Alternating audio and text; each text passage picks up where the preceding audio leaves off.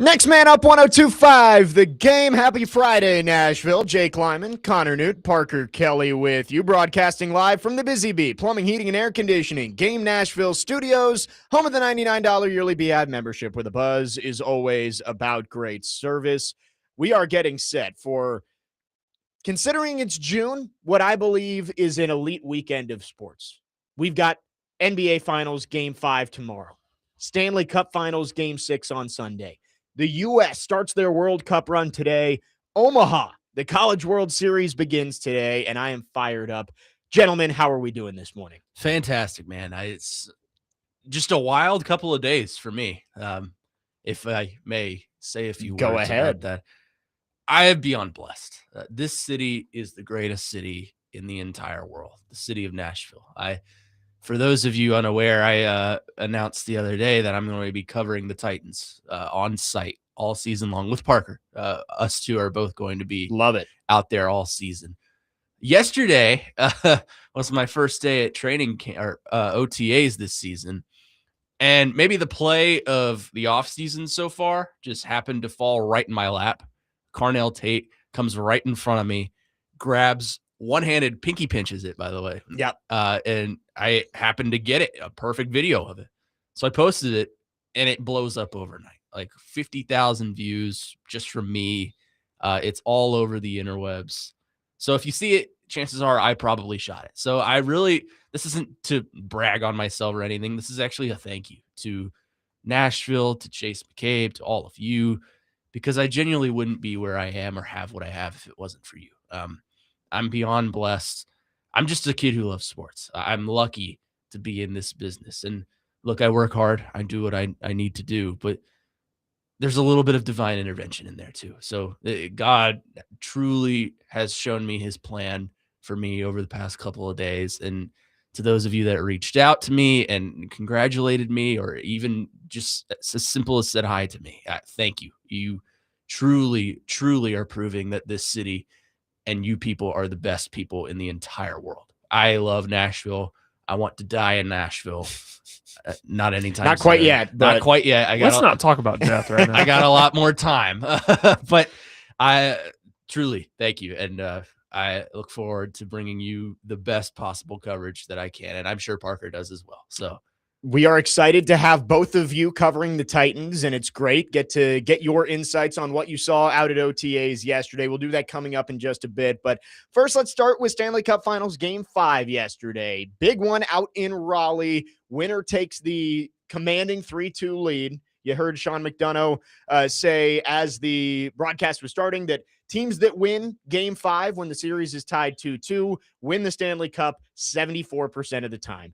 And the Hurricanes took care of business, fell behind 1-0 early as Dorofeyev scored his first of 2 goals, but then they were answered at some point, but 4 consecutive goals from the Hurricanes. They got their big boys involved. Svechnikov had 2, Aho had 1, Jordan Staal scored for the 5th straight game.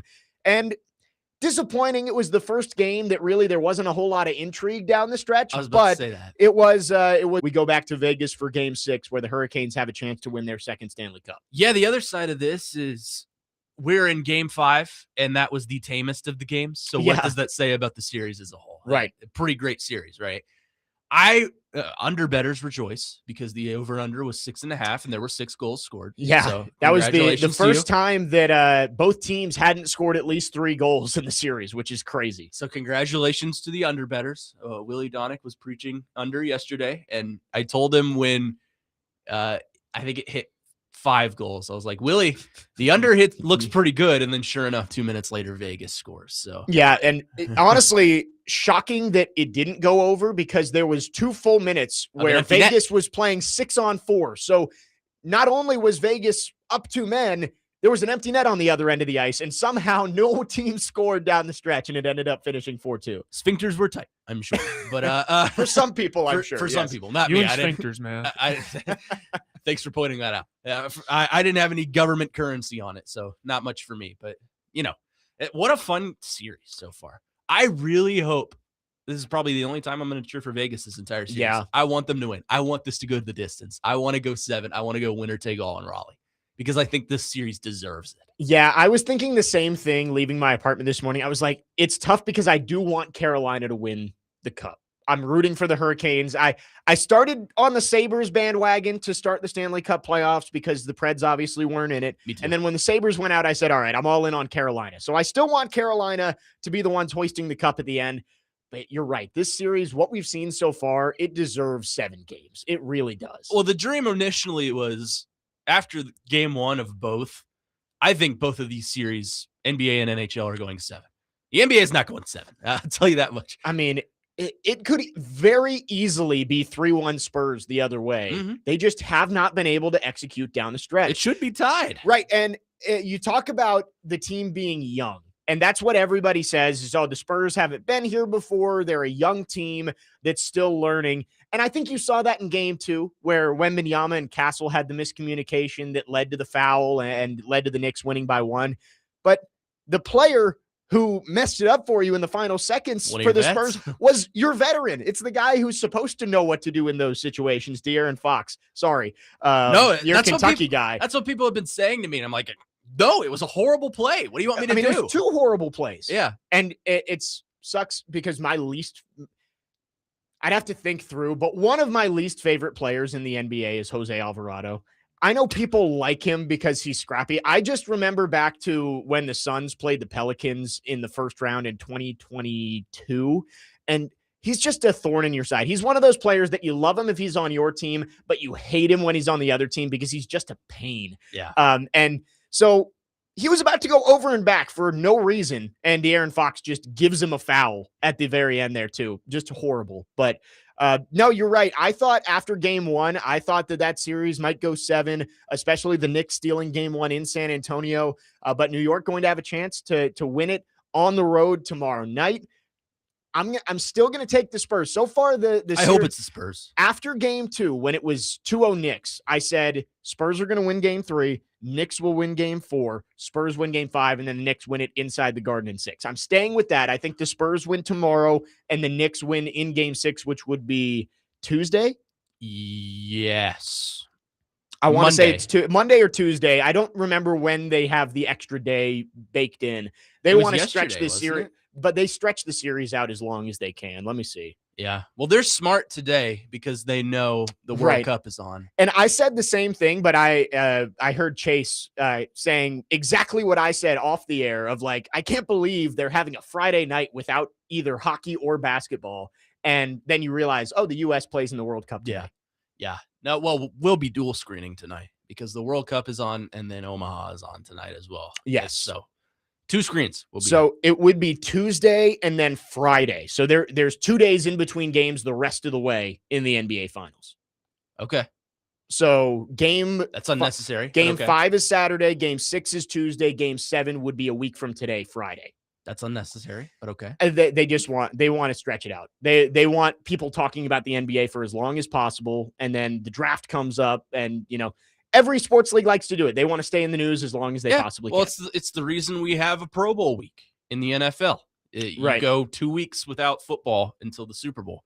It's the reason college football doesn't end until mid-January. Right. Late January. January now, yeah. They stretch it out as much as possible. So I understand it. It's just unnecessary. Yeah. It's going to be a fun sports weekend. We got everything. Baseball, hockey, basketball, and now football.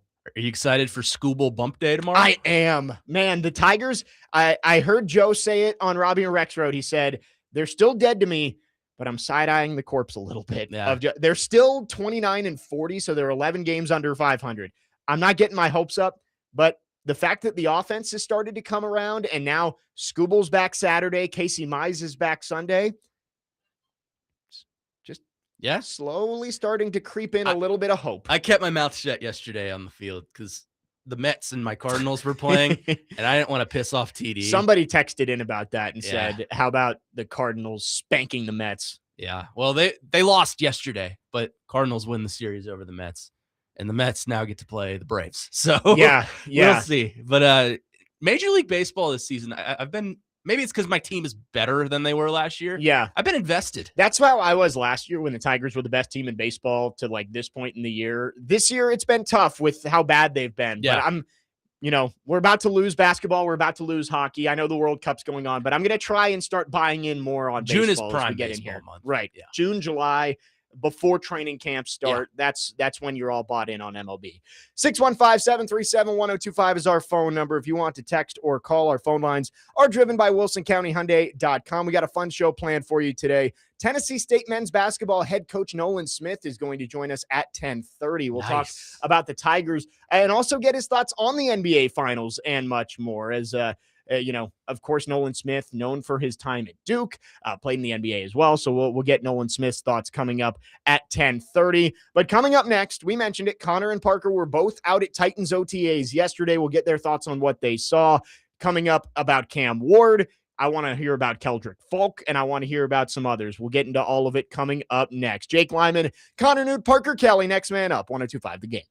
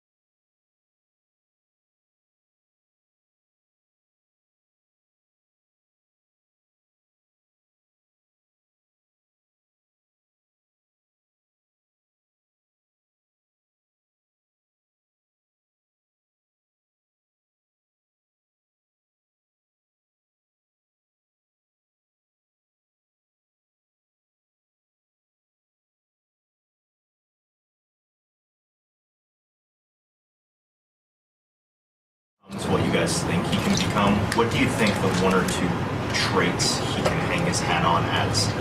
These are the things that he does at elite level are. God, man, I don't know if I want to answer that one right now because I'm still learning him too. But I could tell you just visually, just being out here with him, like he's got an unbelievable mindset. He is fearless. He really can move on to the next play no matter what happens the play before. His arm talent is ridiculous.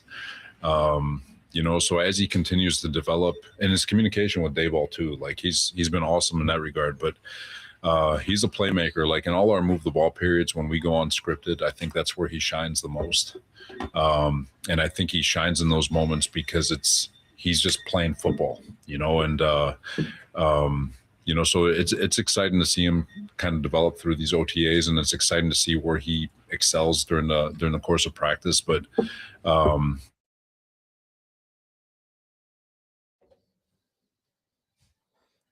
that was Robert Saleh ahead of OTAs yesterday. He was asked a couple questions about Cam Ward. First, he said, we've got a good one. We've got a really good quarterback.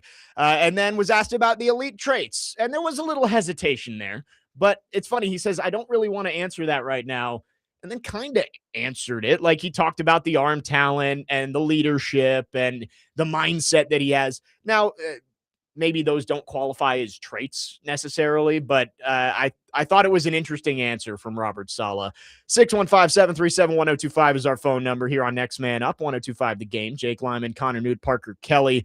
Connor and Parker, you guys were both out there yesterday, third day of OTAs this week, final day of OTAs this offseason ahead of mandatory minicamp next week. What were your thoughts on the second-year quarterback's performance? Yeah, look, I don't think he's a bust, contrary to popular belief. He's not a bust. It's June. We're learning a lot about Cam Ward, and I'm not going to say he was incredible out there.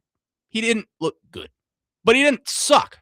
What I noticed from him yesterday is he's very accurate when it comes to completing short down passes, stuff in the slot, even some mid-range stuff. It's the deep balls that are the concerning part. And that's kind of something we saw last season in regular season games. And obviously continuing our trend here in mid-June with our OTAs. So it's a matter of, has he learned the playbook yet? I haven't, I wouldn't put it past him that he hasn't completely learned a new system in, 2 months. So that's part of it. Some of it is maybe it's just a bad practice for him. Let's put this in comparison to other quarterbacks. Last year, Caleb Williams had a really bad camp, very notably. At the very least, there were articles posted about him not being consistently accurate, which is what we're talking about with Cam. Right. And I think he turned out a pretty decent season, won a playoff game. Last season, Drake May was notably not great in practice. He was second in MVP voting. So I'm not saying that's going to happen to Cam Ward. We don't know. But I don't think we should be all doom and gloom. Oh my God, he's a bust right now on June the 12th. When we get maybe deeper in the stretch towards training camp, and even I would go past the first month of the season where we see him in actual regular season games and this issue is still going on, then we can have that conversation. But as of right now, in June, in an unpadded practice where half the team isn't even out there because it's optional, I wouldn't worry about it. Not right now. So Cam Ward was up and down throughout the entire OTAs. Deep ball did not look great. Short intermediate stuff, like Connor said, was there almost every time. And outside of a couple really bad throws, he did hit most of that stuff. But I was talking with Teresa Walker yesterday. I talked with TD about this. You can't put basically any stock in a June practice because I made this point to TD. Brian Daboll, when he first got to Buffalo, they changed Josh Allen's throwing motion mechanics. They changed his feet. They could be doing that with Cam Ward behind the scenes, and that's stuff that we're not privy to, so we have no idea if that's actually going on. And also, too, there could be some times where Cam Ward is having to force a pass because they may be practicing, hey, it's 4th and 10. You just got to give your guy a chance. We have no idea. So there's so many things that people don't understand outside of the realm of practice, but that's not defending Cam Ward because there was a lot of deep balls that hey, it's there. You got to be able to hit it. So I would not put much stock into it. And Saleh said at the end of his question, we'll know where he is by the time training camp gets here. Yep. And mandatory mini camp coming up next week, training camp coming up in July.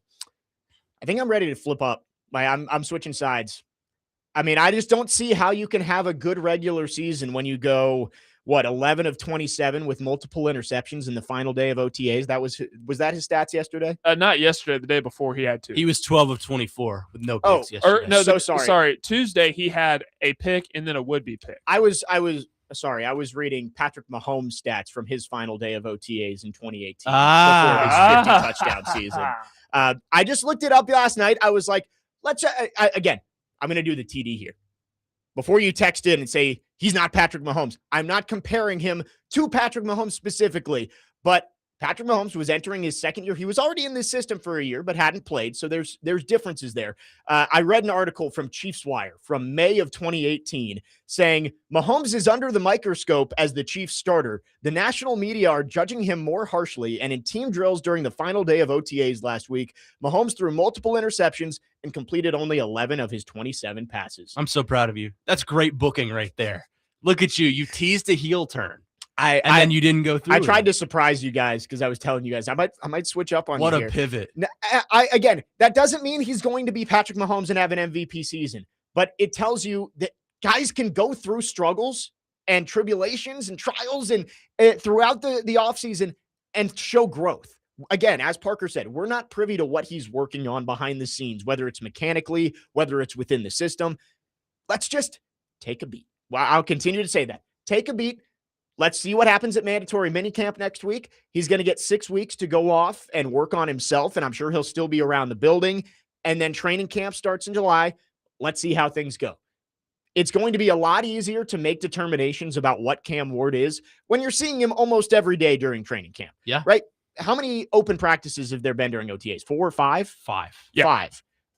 5 days, I don't think is enough of a sample size to be able to say he has not improved at all. I know people are saying he's dealing with some of the same issues he did last year. And I agree. You can't just completely disregard what's going on at OTAs, but it can't be the most important thing, right? Like we've read off headlines about Drake May heading into his second year, Caleb Williams heading into his second year, Patrick Mahomes heading into his second year, basically saying all of the same things that Cam Ward is being talked about right now. Again, it's so early. Cam Ward is what makes Cam Ward a franchise quarterback or not isn't going to be determined in June. It's going to be determined in September, October, November, December. Okay, a couple things there. You mentioned trials and tribulations. Is there any quarterback right now that you feel has proven, at least in his collegiate career, that he can overcome trials and tribulations like Cam Ward? Yeah. Go back and look at his story. Immaculate word.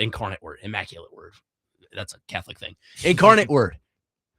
Transferred up from there to Washington State, then became the guy at Miami, almost made the college football playoff. That's a guy that is obviously becomes the number 1 pick, from 0 stars to number 1 pick. That is a story that tells you he can overcome things like this. The other thing that I think is working in his favor, at least from what I saw yesterday, he's got a couple of really good receivers on this team. Carnell Tate looks as advertised, and we'll find out a lot more about him when we get into training camp right. and there's pads on, but at least from what I've seen, he looks like he's going to be a pretty nice weapon for Cam Ward. The other one, Wan'Dale Robinson. He has been Mr. Reliable for Cam Ward. I'd mentioned that he's able to complete a lot in the slot and in mid-range intermediate passes. Guess who those are two? One of 2 people. Yep. Wan'Dale, Gunnar Helm. Those are the 2. So he's got things working in his favor. It's a matter of, can he sure things up accuracy-wise? And who am I to put it past him that he can't because of what you just said?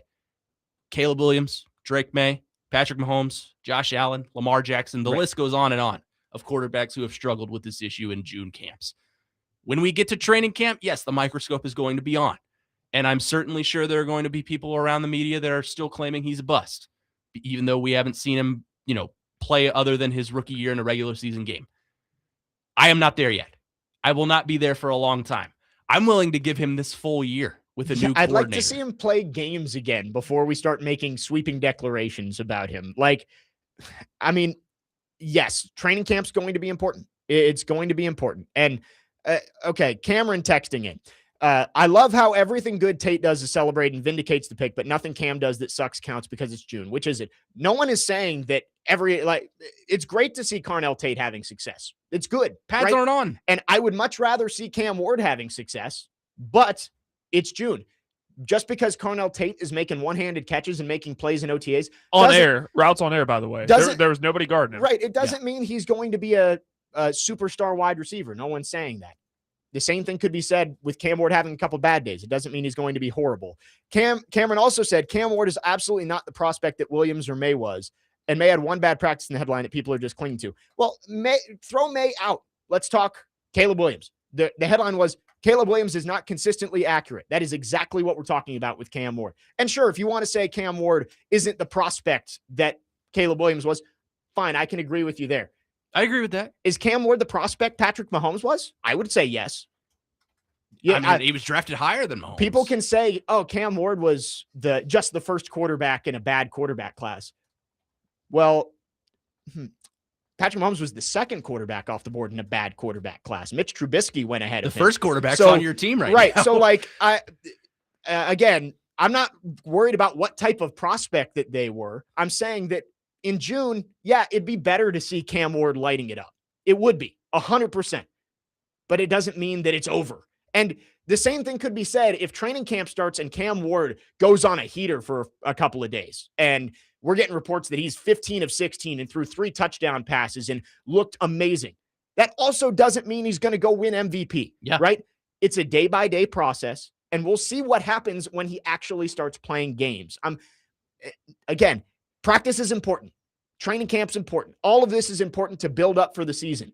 But no one has become a great quarterback and is viewed as a great quarterback because of what they did in June OTAs. That's all we're trying to say. No one has ever pointed to, oh man, Zach Wilson, his horrible practices in June, that's why he's a bad quarterback. Well, I can think of one person that's doing that. No one says Justin Herbert is like, but man, he's a good quarterback because his practices in June are good. And maybe Herbert's not the best example, but again, it's so early. And I think we're saying Carnell Tate, great stuff in OTAs.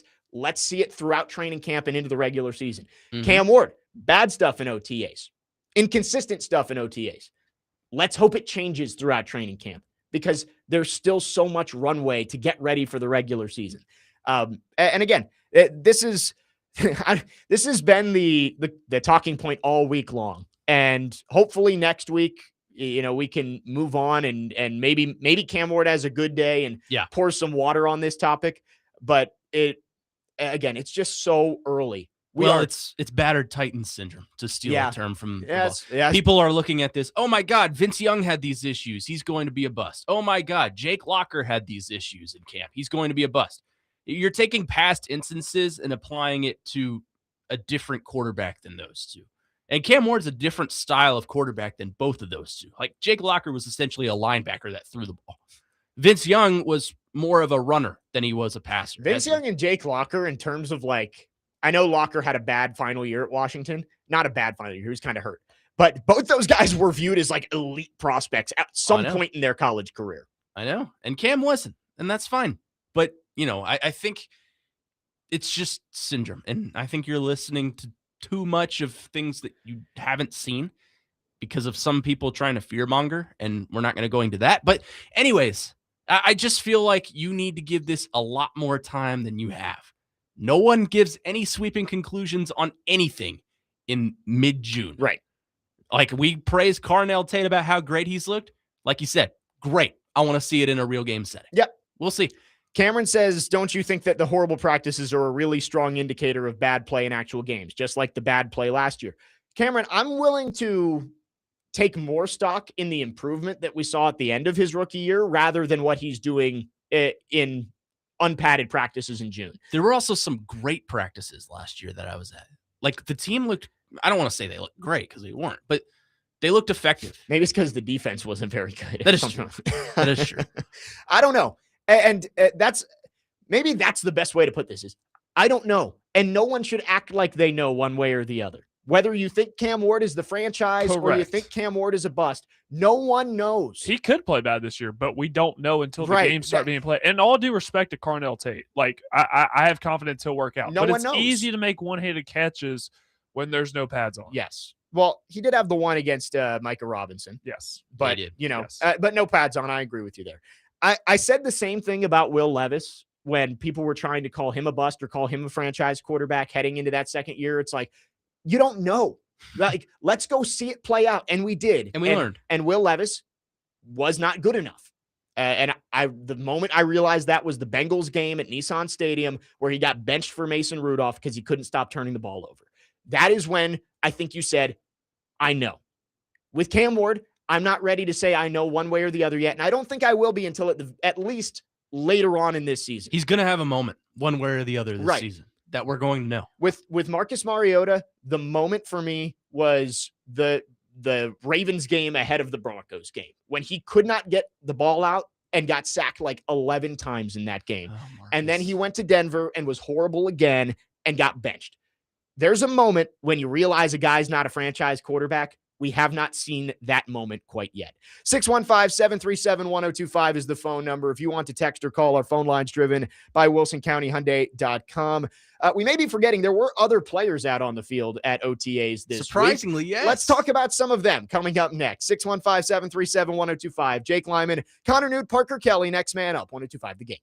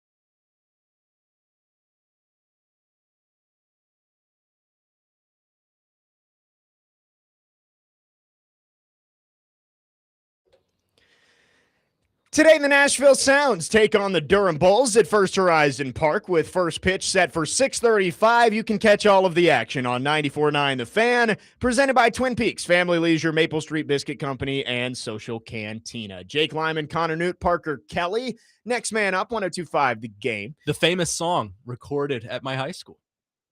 Right. You Belong With Me. Right. And world-renowned Knicks fan, Taylor Swift. Who was not wearing a New York Knicks shirt. It said Stevie Nicks on it with a K. It's not a Knicks shirt. It's a Stevie Nicks shirt. Well, it says Nicks on it.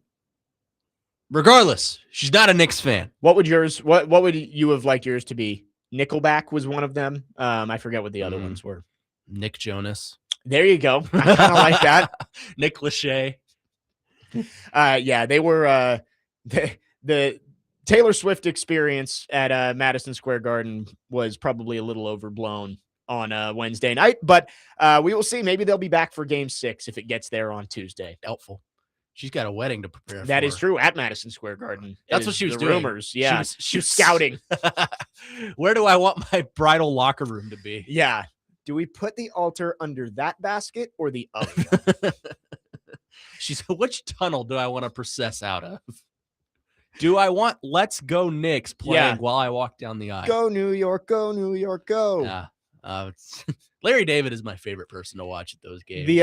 The Jerry Seinfeld things, that the memes that are coming up about the Knicks there. My favorite one was the picture of Larry David and Jerry Seinfeld. It's like, the Spurs know how to take the lead, but they don't know how to hold the lead.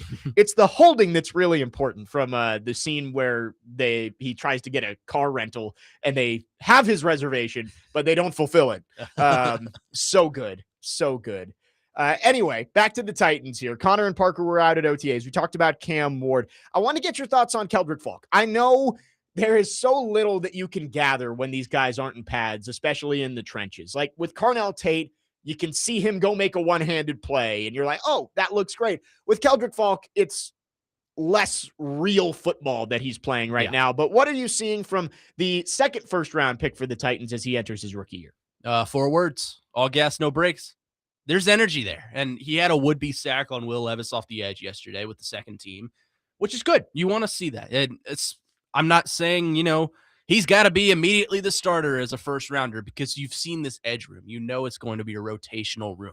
Jermaine Johnson, Keldrick Falk, Jalen Harrell, Femi, Jacob Martin, and Femi didn't practice yesterday. But yeah, I saw that. There were a few that didn't practice. Jeffrey Simmons didn't practice. Franklin Myers wasn't out there.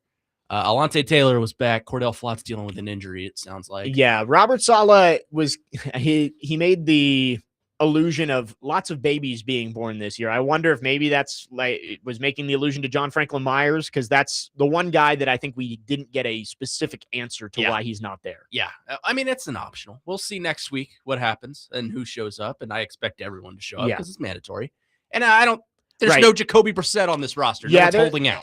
The only guy who it would moderately make sense to hold out is Skoronski, but he's been there for OTA, so there's no. He was there yesterday, right? So there's no reason for him to. If he's participating in the voluntary ones, he's going to participate in the mandatory ones. So. I would imagine so. So, but on Keldrick Falk, the energy is there, and it's exciting to see. Like you said, you're not seeing a lot of real football plays from him, just because it's essentially a two-hand touch in the team period. Unless your name is Kevin Winston and you just full body slam Calvin Ridley to get to the ball, which was hilarious, by the way. But anyways, Keldrick Falk excites me because I think that's a kind of player that's capable of getting to the quarterback, but it's the run stuffing from him that gets me excited.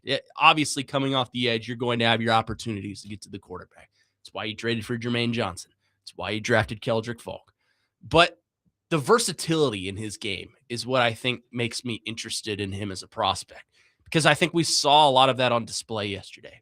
You saw the burst and some of the tangibles you can measure, the speed, the strength, some of the things that when you watch Keldrick Falk, what physical attributes he possesses. But I think it's his mental makeup and his just go-get attitude that gets me excited. All gas, no brakes. That's the saying. So I felt like yesterday, in what I saw from him, he fits that mold.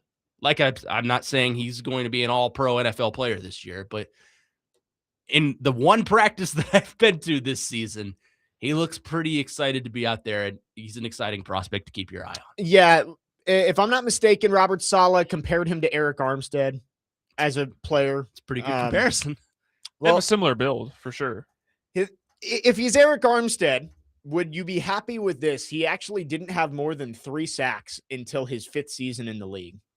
If someone else is getting the sacks, that's fine. Right. Well, in today's day and age, you spend a first-round pick on him, I expect more. Eric Armstead is a little bit bigger than Falk. He was the 17th overall pick back in 2015. He went 2 sacks, 2.5 sacks, 1.5 sacks, 3 sacks, and then 10 sacks in his 5th year. So how many TFLs did he have? 3, 2, 2, 6. Okay. So I want more than that then. But he got the extension after the 10 sack year in 2019.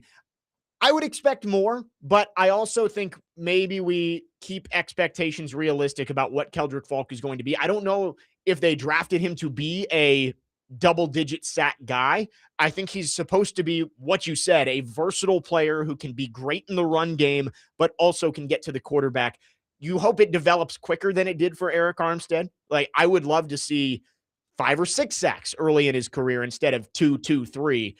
But I think also you have to keep expectations within reality of he's probably never going to be Javon Curse, right? Like, that's not his game. Physically, he looks good. Like, physically, he looks impressive. And he did have the would-be sack on Levis yesterday, but they're also not wearing pads. So when you're playing that wide technique and you're going up against Ryan Hayes, how many people know who that is? I'm not trying to be funny. I'm being honest.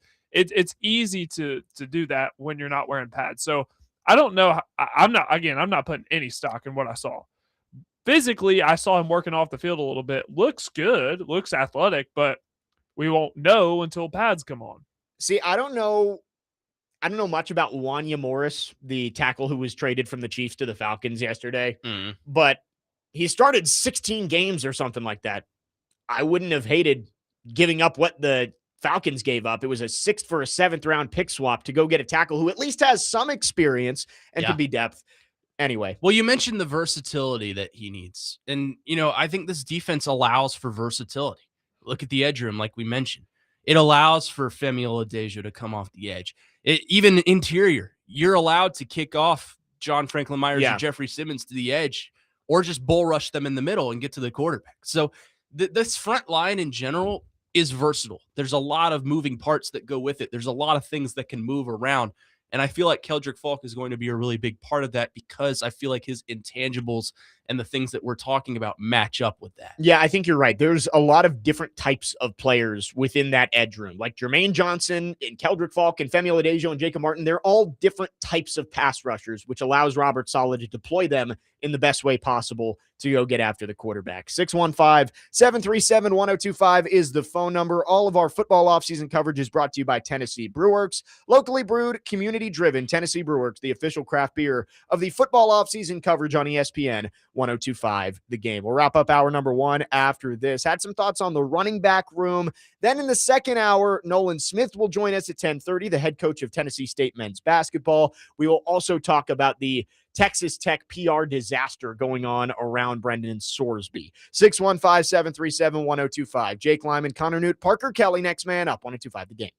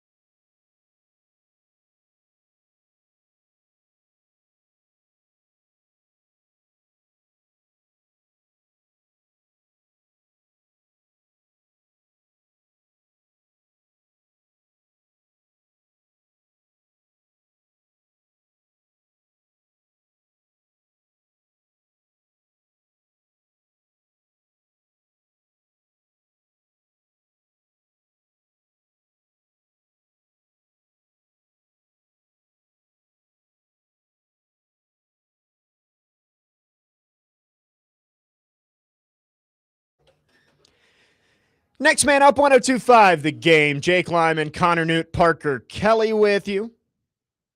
Reacting to Titans OTAs, which finished up yesterday, mandatory minicamp next week, and then we get ready for training camp in late July. Football season coming up quicker than, well, it's going to go by slowly, but getting here. We are 3 months from tomorrow is the opening game for the Titans. It's a slow burn, folks. It is. It's going to take a while, but we are almost to that long break, that last long break before we get to training camp. Did want to talk about the running backs a little bit. Robert Saleh was asked about Nick Singleton, and he made it clear that Pollard and Spears are going to be the bell cows of the team. But Nick Singleton is going to be on the team as well. I heard TD on his visit with Robbie and Rex Road this morning saying that he believes the Titans are going to keep 4 running backs. And so if you think Pollard, Spears, and Singleton are all locks, I think that's one of the big battles at the back end of the roster is going to be Khalil Mullings, Michael Carter, and Julius Chestnut. Just like Mason Kinsey, he's always there. He's always around. It's an interesting battle because I think both will just use Khalil Mullins and Michael Carter because we know exactly what Julius Chestnut is, but we'll use those two. Khalil Mullings, I think, has a higher ceiling. He's a younger guy.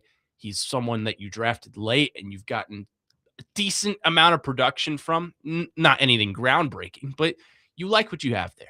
Michael Carter is the guy that they signed this offseason. He's got a history with Robert Saleh. Yep.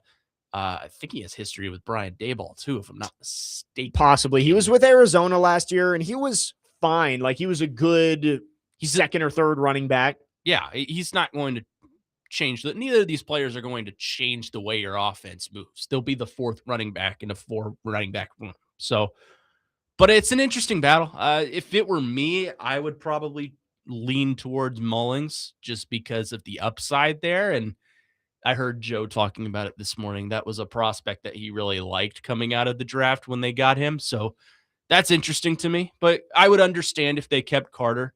You know, you have your young, not even bell cow. You have your young running back prospect already locked in with Nick Singleton. And you can even throw Tajay Spears in there if you want. I think we know what he is at this point. He's on an expiring contract. So you hope Singleton is going to be. Yeah, he's on a prove it deal or a prove it year. So we'll see what happens. But I would, if it were me making the call, I'd go Mullings. I think they'd go Carter. That's just my opinion. I don't have any insight there, but that's just my opinion on what I think would happen. I heard TD say that he's been impressed by Khalil Mullings so far. Yeah, he's been fine. So I don't think Julius Chestnut has much of a chance to make the roster, right? Like, I mean, he's stuck around for so long and he can be a practice squad body again, but I don't see him being in the conversation there. I do think the question is going to be, do you keep 3 or 4, first of all? And if you keep 4, is it Mullings or is it Carter? And a lot of that probably comes down to who can help the most on special teams. I would think it's Mullings. I mean, he has the background being a linebacker, so maybe a little bit more physical than Michael Carter. So if I had to guess right now, again, we're not to the point where we can do full 53, but I would think they keep 4, and I think it would be Mullings would be my pick as number 4. Yeah. That would be mine too. If you're looking for offensive grouping battles, the running back room and the tight end room are the ones to look at. Yeah. Because the tight end room, you've got Bellinger, you've got Gunnar Helm, and then there's that back end of right. 3, do you keep 4? Yeah, Jared Kelnick is in that conversation. The mechanic. The mechanic. As they call him. DMR. Yeah. And then Granson. He spent some time with the Eagles and the Colts. Yeah. I think those two for sure. And then on the defensive side, I'd probably look at like corner. Who's going to be corners like 4 and 5. Oh, man. The corners have stood out. Really? Some of them, yeah. Those that have been out there. I was impressed by Micah Robinson yesterday. I thought he kind of flew under the radar last year. I thought he's been pretty good. Had a couple pass deflections. There's an undrafted guy, though, that is on this team that I don't think as of right now is going to make the 53, but he could certainly push. Did he have a pick yesterday? Keydrain Callaghan. Yeah. Had a pick yesterday. Keydrain. He's going to get beat by a lot of, veteran receivers, but if that ball hangs in the air a little bit too long, he has the recovery speed to kind of make up for that deficiency. Yeah, and you can't have too high expectations for an undrafted guy being a 5th or 6th But corner. if I'm pointing out a guy that you're not thinking about that you probably never heard of before, that's the guy. So we heard a little bit about Tyron Montgomery this week having some decent practices. The other guy that's been talked about was Latrell McCutcheon, the cornerback out of Houston. Have you noticed him at all? Or I'm sorry, Latrell McCutcheon was the one with the pick yesterday. Number 36. He also asked a question yesterday in Marcus Harris's did. press conference. Oh, he did? Yeah, Okay. that was the guy that asked the question. Gotcha. He stood right next to me, too. He asked us if he could ask a question. I was like, sure, I'm not in charge. Yeah, of it. I'm not one to stop you. Yeah, go for it. Yeah, I mean, I think the cornerback, we've talked about it before. The starting cornerbacks, I think you feel better about, but there is a lack of depth there that's going to have to be figured out in training camp. It's going to be Taylor, Flott, Marcus Harris is going to be a part of it.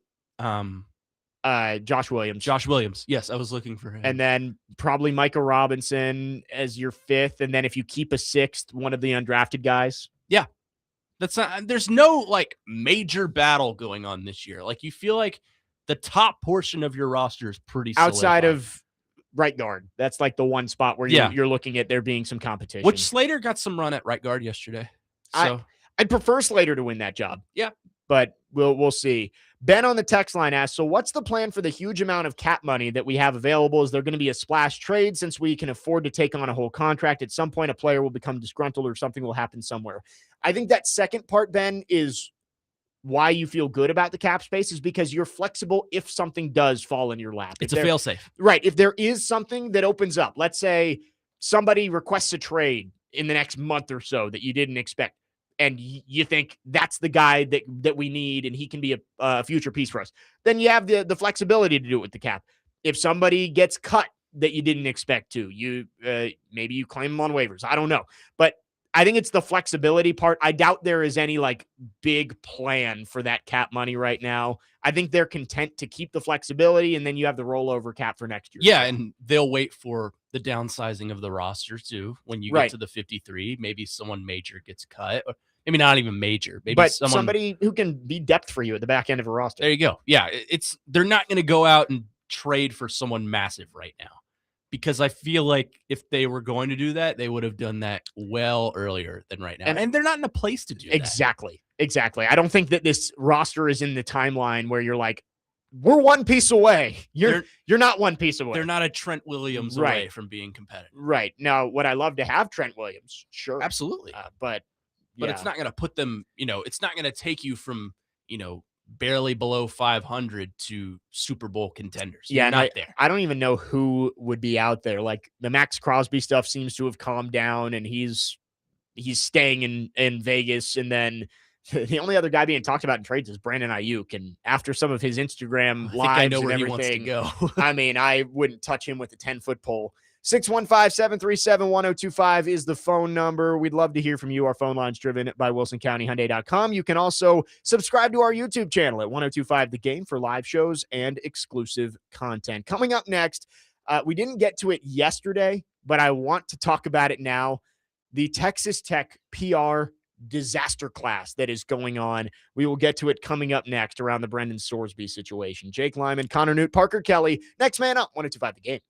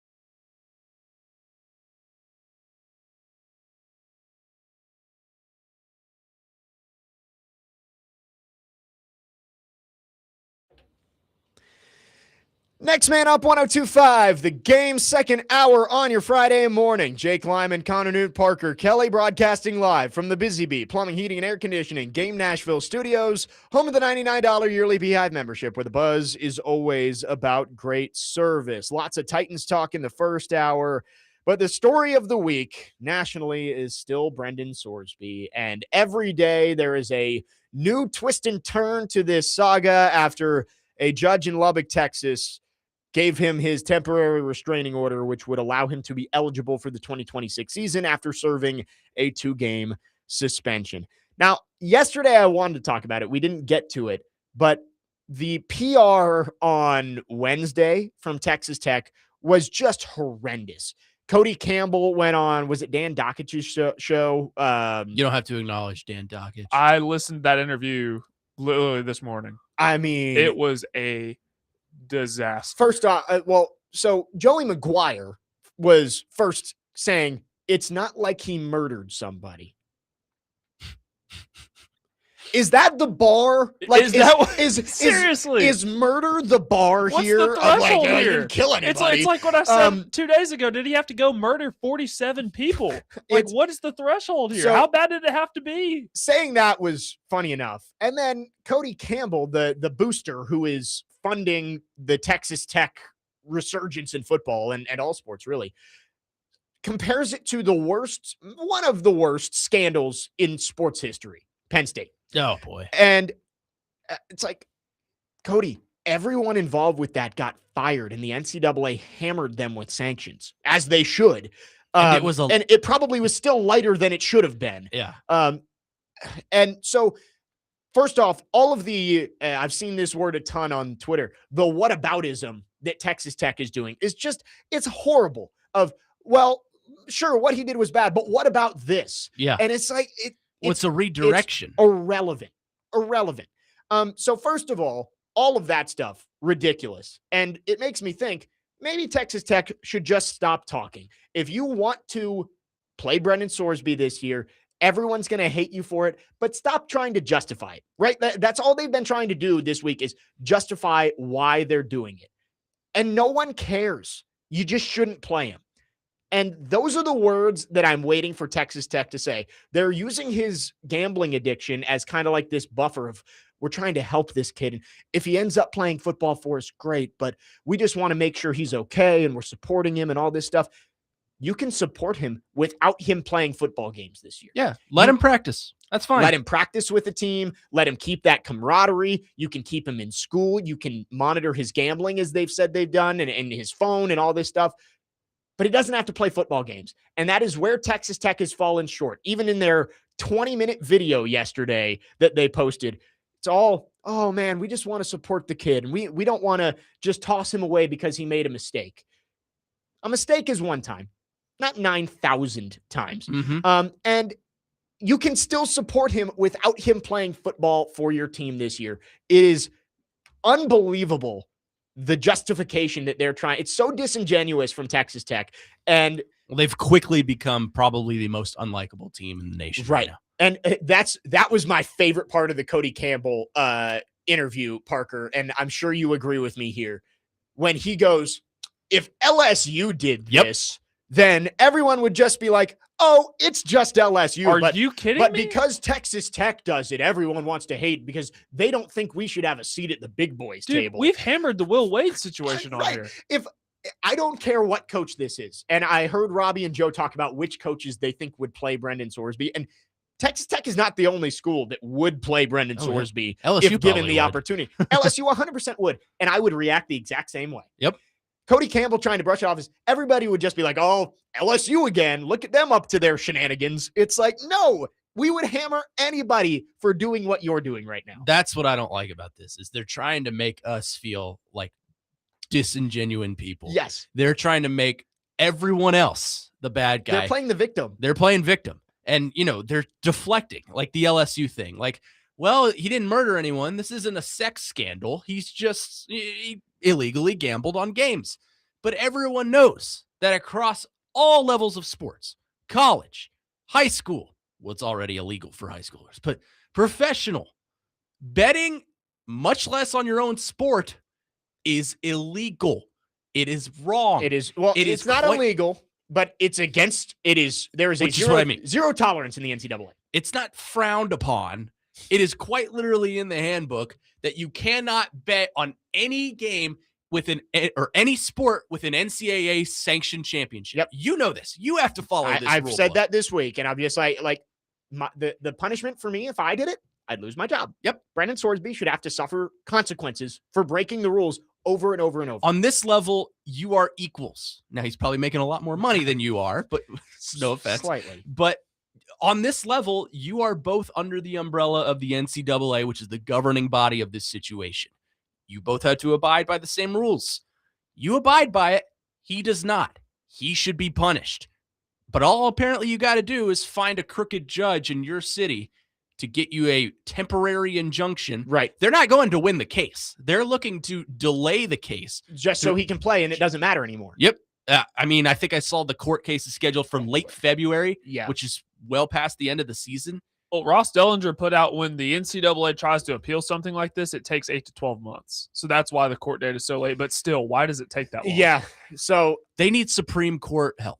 And that's what Charlie Baker keeps hammering on is we need government support. Well, so there are ways to combat this, and we can get into that in a second because there was another development yesterday with the lawyer Kessler for Brendan Sorsby. But you're right of like the gambling policy. I want somebody to ask Joey McGuire, the AD at Texas Tech, the president, what does this tell all of the rest of your student athletes who are abiding by the rules that it doesn't really matter? Like, is that what you're saying? Is like, you can gamble, and if you get a good judge, you're going to find a way to play. That's why I applaud the NCAA in this instance. Right. Because they're trying to shut that door and lock it tight so they don't have to deal with this situation ever again. Right. Because as we know in college sports, once you open the door like this, the floodgates open. Look at Diego Pavia wasn't the first one, but look in the world of college basketball. You let that one pro player go to Baylor, the floodgates open. You had Charles Bediako. And you saw Bediako on the floor, and everybody else said, I could do that. Yep. And it's not going anywhere because you've opened that door. In college football, you open the door for re-eligibility. Diego Pavia wasn't the first, but he's an example. He won his case and got to play an extra year. Trinidad Chambliss won his case. Yep. He gets to play an extra year. There are obviously examples of guys that have been turned down, but you open the door to go beyond the 4 years of eligibility, or 5, I guess, technically, with the red shirts. Yeah. To go beyond your eligibility.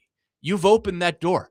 So if the NCAA lets up, which I don't think they will, they're not going to, but they're trying their best to keep this door shut because it not only ruins their rules, it ruins the integrity of the game. Yep. And that's something the NFL holds dear to their hearts. And with the Pavia and Chambliss and even Aguilar, like those cases, you understood what the players were asking for. Right. Right. Like there was merit to what they were trying to get overturned. And I'm not saying I disagree with their decision. No. And so that's why it's like, oh man, yeah, the NCAA's rules. It's like, all right, I can see where Pavia is coming from, or I can see where Chambliss is coming from. You can't see where Sorsby's coming from. Right. It's like TJ Finley. TJ Finley's probably the example of this. Yeah. Going beyond your eligibility. He's played for 8 different schools, it feels like. He's all over the place. In like 10 different years. So, yeah, it's like Shaquille O'Neal. But he's part of the reason the door is opened, that you see all these players suing for extra eligibility because, well, I was hurt one year. I only played 3 games and they didn't give me my red shirt. Or, I didn't get the playing time that I was promised. They've opened that door. So the NCAA is doing their best to keep this door shut, and I applaud that. Yeah, we said when the news came out that Brendan Sorsby had done all this, the NCAA needs to make an example of him. And they tried to. And one judge in Lubbock, Texas, was able to change that. 4312 on the text line, driven by WilsonCountyHyundai.com, says Texas Tech needs to just embrace the villain title. Just come out, be honest, say we don't care and we want to win. At least I'd semi-respect it. Yes, I agree. There are 2 options here for Texas Tech. 1, you don't let Brendan Sorsby play. And you say, we're going to support him, but we understand he broke the rules. He shouldn't be allowed to play. Or you come out and say, so what? We don't care. He's playing. What are you Oh going to my. do about it? Here's where I'm Right. confused on the whole thing, because I know they're paying him a lot of money. I know they gave him a contract in quotations, but Joey Maguire is a good dude. That's why I'm so confused by all this. Right. He's a good man. But he's gone to And hero. Will Hammond won them some games last year in relief coming in for Baron Morton. So it's not like he's some chump that you picked up off the street. Well, and I saw too that when Sorsby was ruled ineligible, Texas Tech was still like the heavy favorite to win the Big 12. Have you seen their schedule? I right, mean, it's it's pretty easy. light, yeah. It's very easy. They could go 12-0 with their backup quarterback and still make the playoff. Yeah. And there's no guarantee that with Sorsby you're going to win the national championship. Well, So is it all worth it for 1 year to be I- hated this bad? I told you this Wednesday how quickly Joey Maguire has become a villain. Yeah. Like last week, we were just praising him for in his pursuit Right. of trying to play Steve Sarkisian week yeah. one. Saying, put the ball down. We were like, Texas Tech has become really, really likable. And then they pull this, and then they, double down on a situation like this. It seems like there's no person in that program that has any common sense. I really want to know if there's one person there that's like, guys, what the hell are we doing? I think they all know what they're doing is wrong, but I think there's just too much riding on it for them. And It's money. Right. Well, It's- and we'll get into the Texas AG coming up next, the attorney general who sent the letter to the Big 12 basically saying you're going to be in legal trouble if you try and punish Texas Tech. We can talk about that next. He's actually right about that. That's the crazy part. Yeah, we'll get into that coming up next. 7268 on the text line says, something I thought of with this Brendan Sorsby thing. Has anyone said anything about possible punishments with Indiana and Cincinnati? I don't know. It depends on if Cincinnati knew about it, right? Like, which I don't know if you can even, It didn't. you can't prove. I talked to a guy the other day who writes for Cincinnati. He said he had no idea. Okay. So, I mean, as long as Cincinnati didn't know about it, there's nothing that they can do. Texas Tech plays at Cincinnati this season, by the way. Yep. Yeah. I don't care That'll- I don't care what Cincinnati's record is. College game day better be out there. 615-737-1025 is our phone number. If you want to text or call again, our phone lines are driven by WilsonCountyHyundai.com. We'll continue this conversation coming up next. And then again, Nolan Smith, the head coach of Tennessee State men's basketball, going to join us at the bottom of the hour. Jake Lyman, Connor Nute, Parker Kelley, next man up, 102.5 The Game.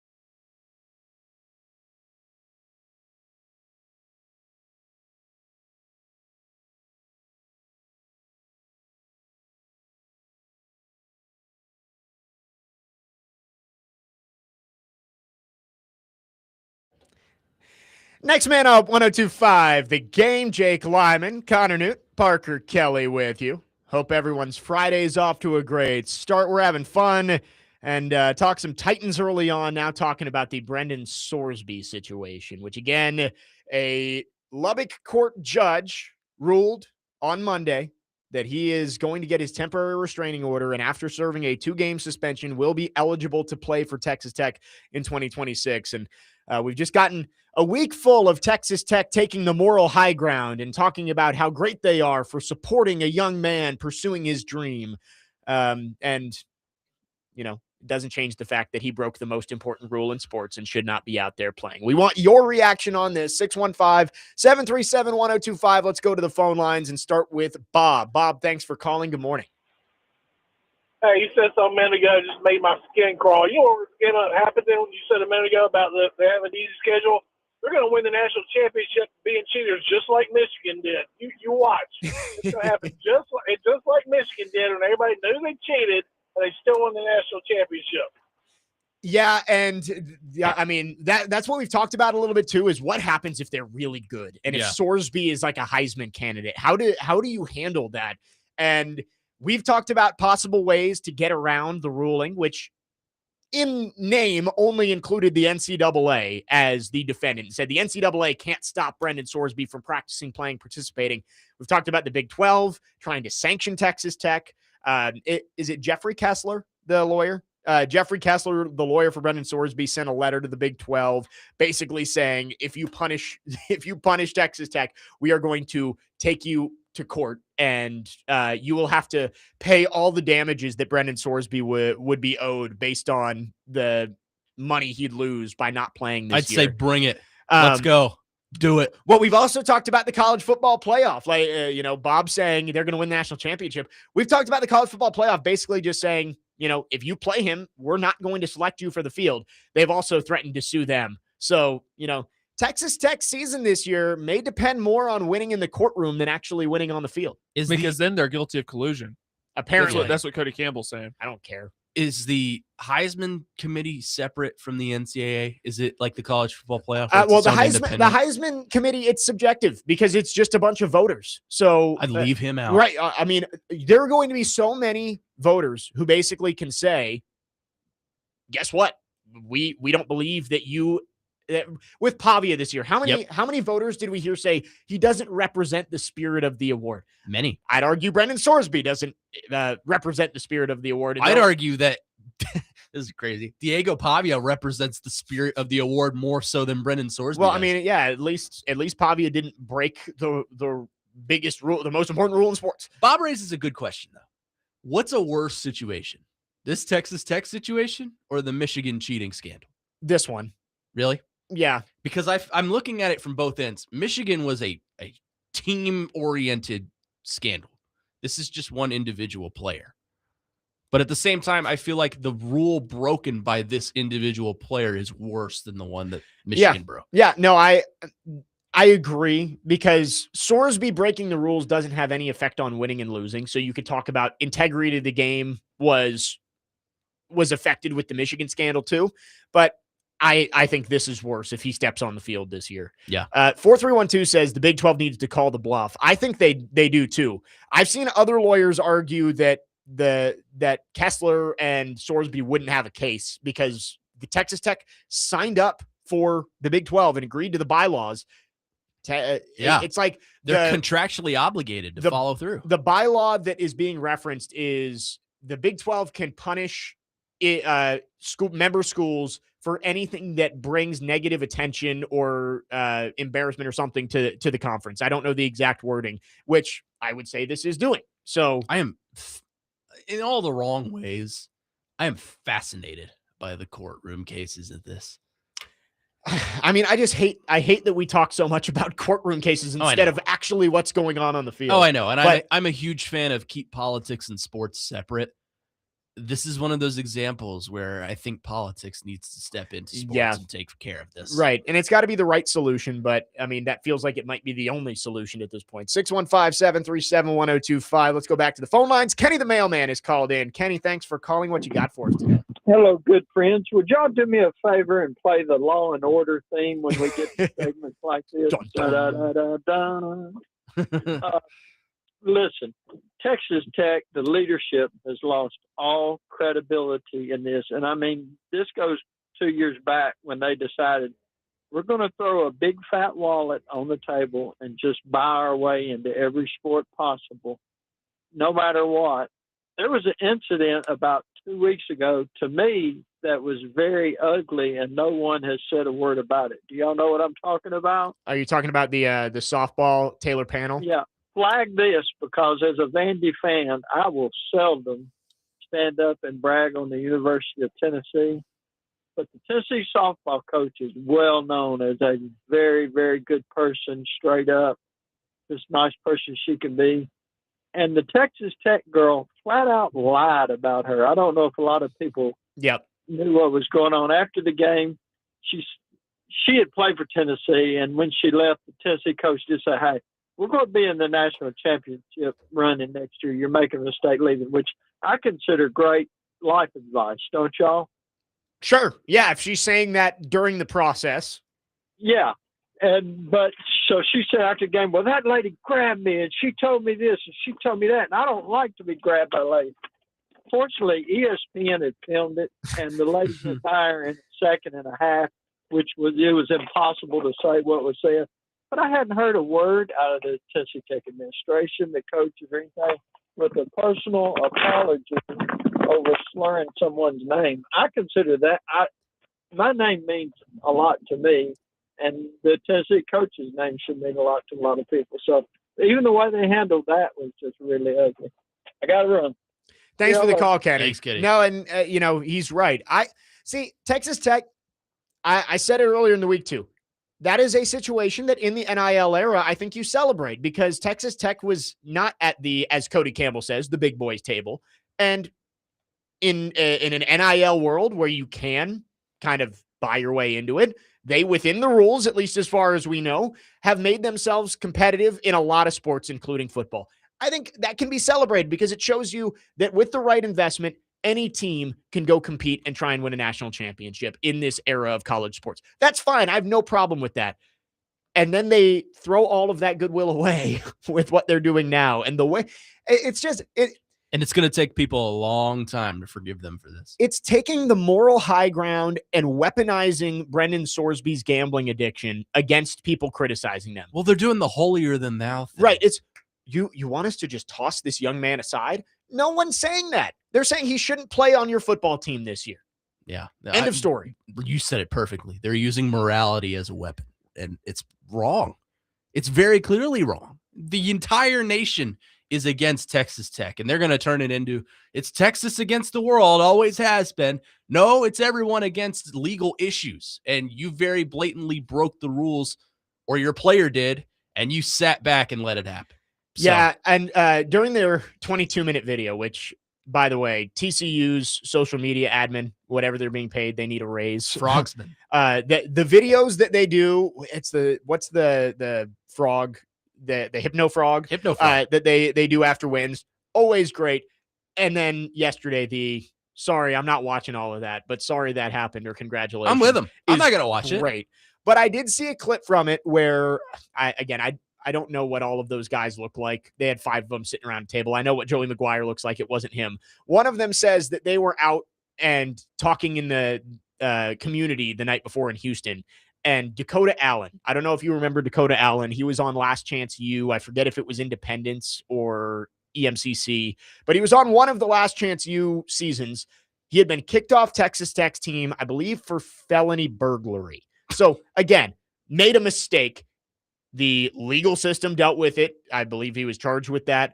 And then he got kicked off the team at Texas Tech and had to go play JUCO, then came back to Texas Tech.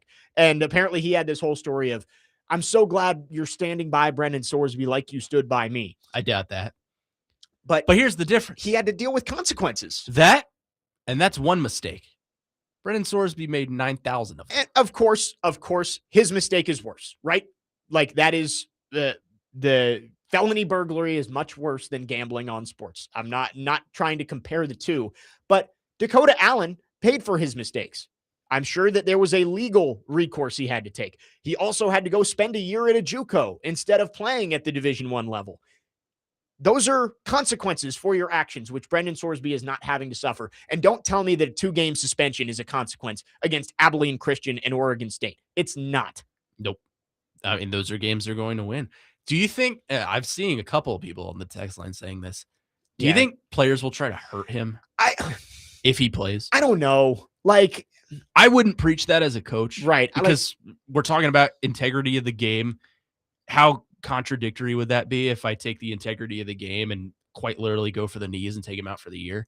He's still a human being. Yeah, I'm not behind a bounty system, but but you never know. There could be some guys who try and get a little lick on him here and there. It'd be like what was the Saints situation? Yeah. The bounty, the Greg Williams. Yeah. I don't know about that. I think that the punishment should come in him not being able to play, not what happens on the football field. I agree.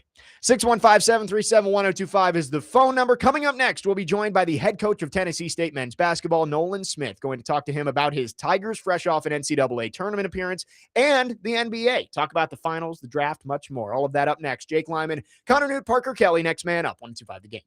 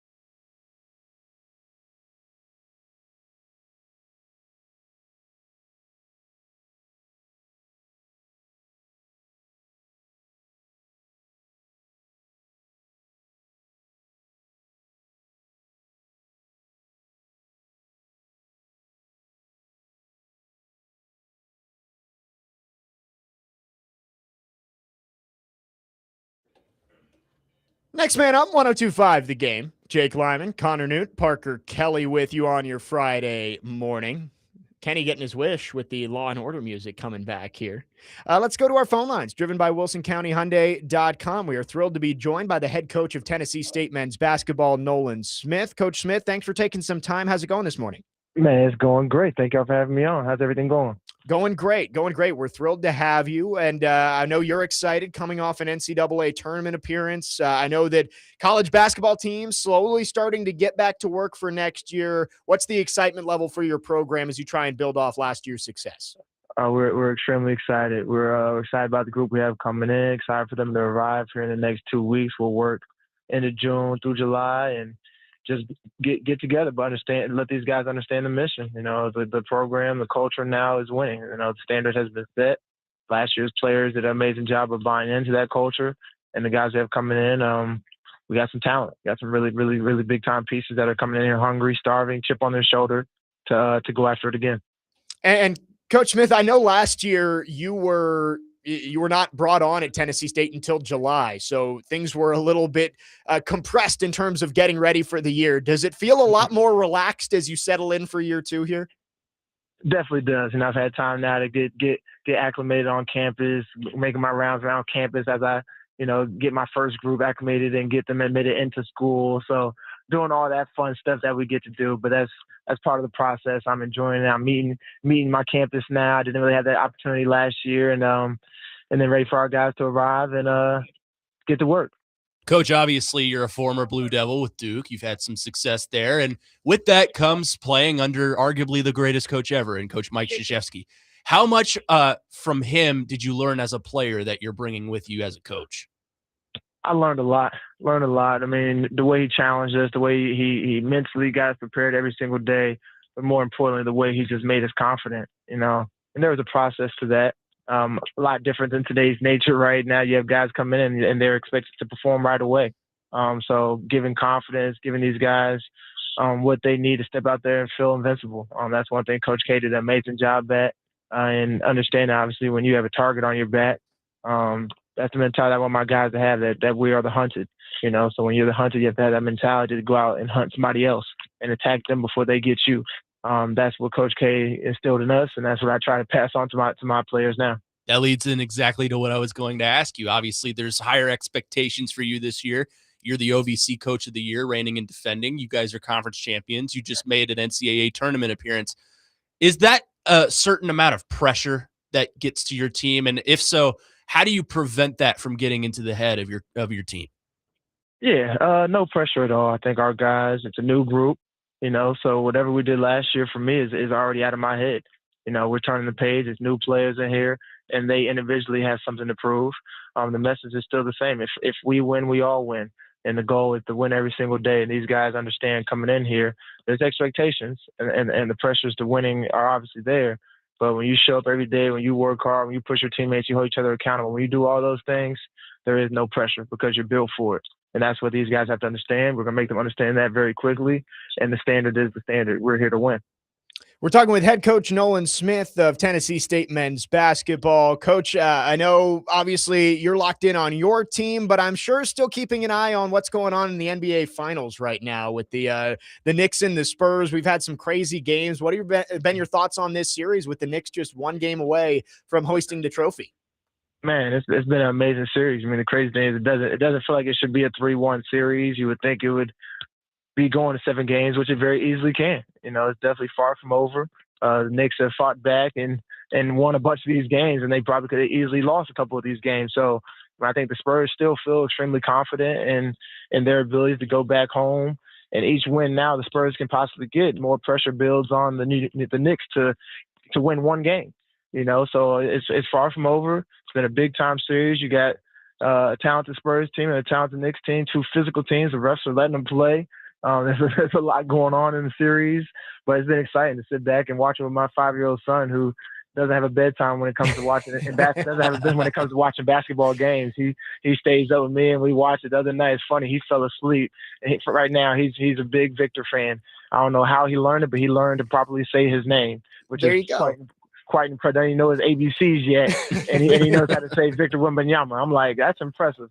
when he was like 3 years old. I'm like, this is crazy. But no, he went to sleep, right? In this 29-point game, and he falls asleep on the couch, and I wake up and I mess with him. I cut on ESPN, and as soon as I cut on ESPN in the morning, the highlights are on. So I'm like, Deuce, wake up. Let's watch the highlights, man. And he's looking at it, and his face slowly just went from a smile to a frown. He said, Daddy, Daddy. He said, Daddy, what happened? That's awesome. And with Victor Wembanyama and that Spurs team, they're young. And I wonder for you as a coach, can you take some teaching moments from some of those late game scenarios? We saw game 2, the turnover that led to the Knicks winning. De'Aaron Fox going up for a layup instead of taking the foul and trying to run out the clock at the end there. Mm-hmm. Can you take some of those moments and apply that to your coaching with your team? Absolutely. There's definitely one thing I do when I watch basketball games now is I always have my notepad, my pen right beside me, and you just jot down certain clips, whether there was one not that long ago where the Knicks ran a beautiful possession of 5 out, right? And I think they got 4 paint touches, pass, kick, drive, one more, and it was a beautiful, and I wrote that down. All those teaching moments in the game, it just shows you that NBA basketball players are human too, right? They don't make every perfect play. Yep. They have IQ slips where they might not make the right decision. Like when y'all look back, it's like, oh, should Fox have had dribbled it out? Maybe, probably. Or could he have went and tried to dunk the ball? But then OG made a big time play. So there's so many things that are happening in real time that you have to show your guys those clips, show them NBA guys making those mistakes. Hey, this is what I'd want you to do here in this situation, right? And hopefully they take note of it and we're in those positions that you do it. Coach Nolan Smith of Tennessee State is with us. Coach, you guys made kind of a big splash in the portal, adding a guy with some high-level success in his past. Obviously, Aaron Bradshaw is who I'm referring to here. A former McDonald's All-American, played at Kentucky, had some success at a high level. What do you feel that guy brings to your front court this season? Yeah, I mean, he brings length. He brings versatility. I mean, he's a guy that can be on the perimeter, inside, and he's done it at every school that he's been at. So now it's a matter of consistency and doing it on a nightly basis and being one of the guys on our team that we're going to depend on. So we're extremely excited about him, excited that, he chose to come here and play for us. And that's been the message. But I think he has a huge chip on his shoulder. When you are a 5-star McDonald's All-American, I say you are, and I've told him that you're not a former 5-star, you are. That's who you are, right? So you have to come here and be it. There's gonna be a target on your back. You have to come in here and let's get after it. Be a part of this program. That he's very excited to be here, excited to get to Nashville, excited to get to work. But yeah, it's a big time gift for us. Coach, thanks so much for taking some time with us. Wishing you the best of luck as you get ready for the new season coming up this fall, and we hope to talk to you again soon. Sounds good. I appreciate y'all. Head coach Nolan Smith at Tennessee State men's basketball talking all things hoops with us. Well, that was awesome. His Tigers, the NBA, much more. I love the story of his son trying to stay up for the NBA finals games. Yeah. That was fun. Finally, we get some college basketball representation when I'm on the air. So there we go. Great. There we go. And appreciate Coach Smith for joining us. We'll react to some of the things he had to say. We'll talk some NBA. And again, I said it right at the top of the show. What a great weekend of sports we have. We'll get into all of it. The NBA, the NHL, the Stanley Cup playoffs, the World Cup, and much more before the end of the show. Jake Lyman, Connor Nute, Parker Kelley, next man up. 102.5 The Game.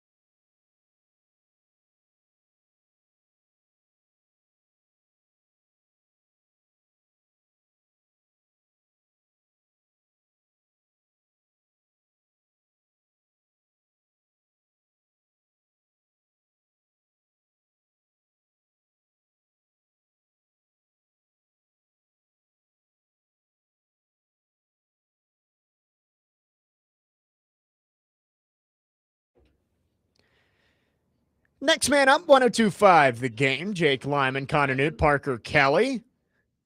Finishing up the second hour on this Friday. Connor, I think, trying to figure out who sings this. It's Ariana's new stuff. Oh. I See, didn't I- realize Everybody that. thinks it's Madison Beer when they first hear Yeah, it. I would not have guessed that was Ariana. I wouldn't have either.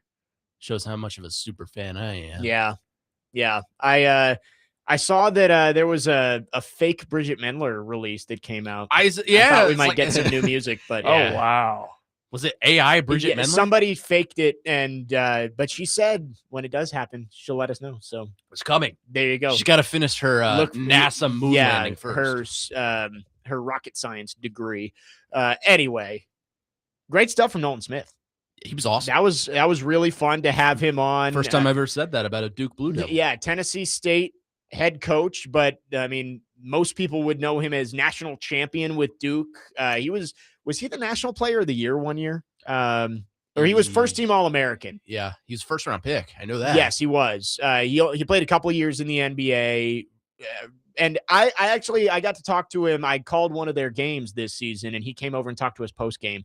Really good guy. And it's crazy for Tennessee State, who hadn't been to the NCAA tournament in 30 years. Nolan Smith takes over in July of last year after Penny Collins leaves and turns them into an NCAA tournament team in 8 months. That's why I asked him. You guys made a big splash. They get Aaron Bradshaw, someone I'm familiar with, who wasn't quite successful at Kentucky and, has gone to Ohio State and was with Memphis last year. And now I wanted to see if he was going to say, no, he's taking this as a step down, or we're going to keep pushing him. And I expected, coach talk. But that's an interesting get for them, because I think that's a guy that can play really well at that level of college basketball in the OVC, which is a tough conference, actually. It's not the OVC it used to be with, Belmont and Murray State in there, but it's still a tough conference. Yeah. So I'm interested to see how the Tigers perform this season with that being said. Yeah, and I liked Coach Smith saying about Aaron Bradshaw, you're not a former McDonald's All-American. You are a McDonald's All-American. It's on your resume. And, I've seen it firsthand with Vanderbilt women's basketball.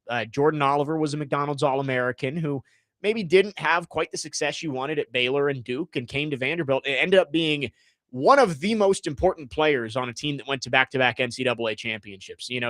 I always compare her to Draymond Green without the violence. Like, she was a great defender. She was a great distributor, and she could score if you needed her to. She was great and found a great role for herself. Justine Passat was a McDonald's All-American.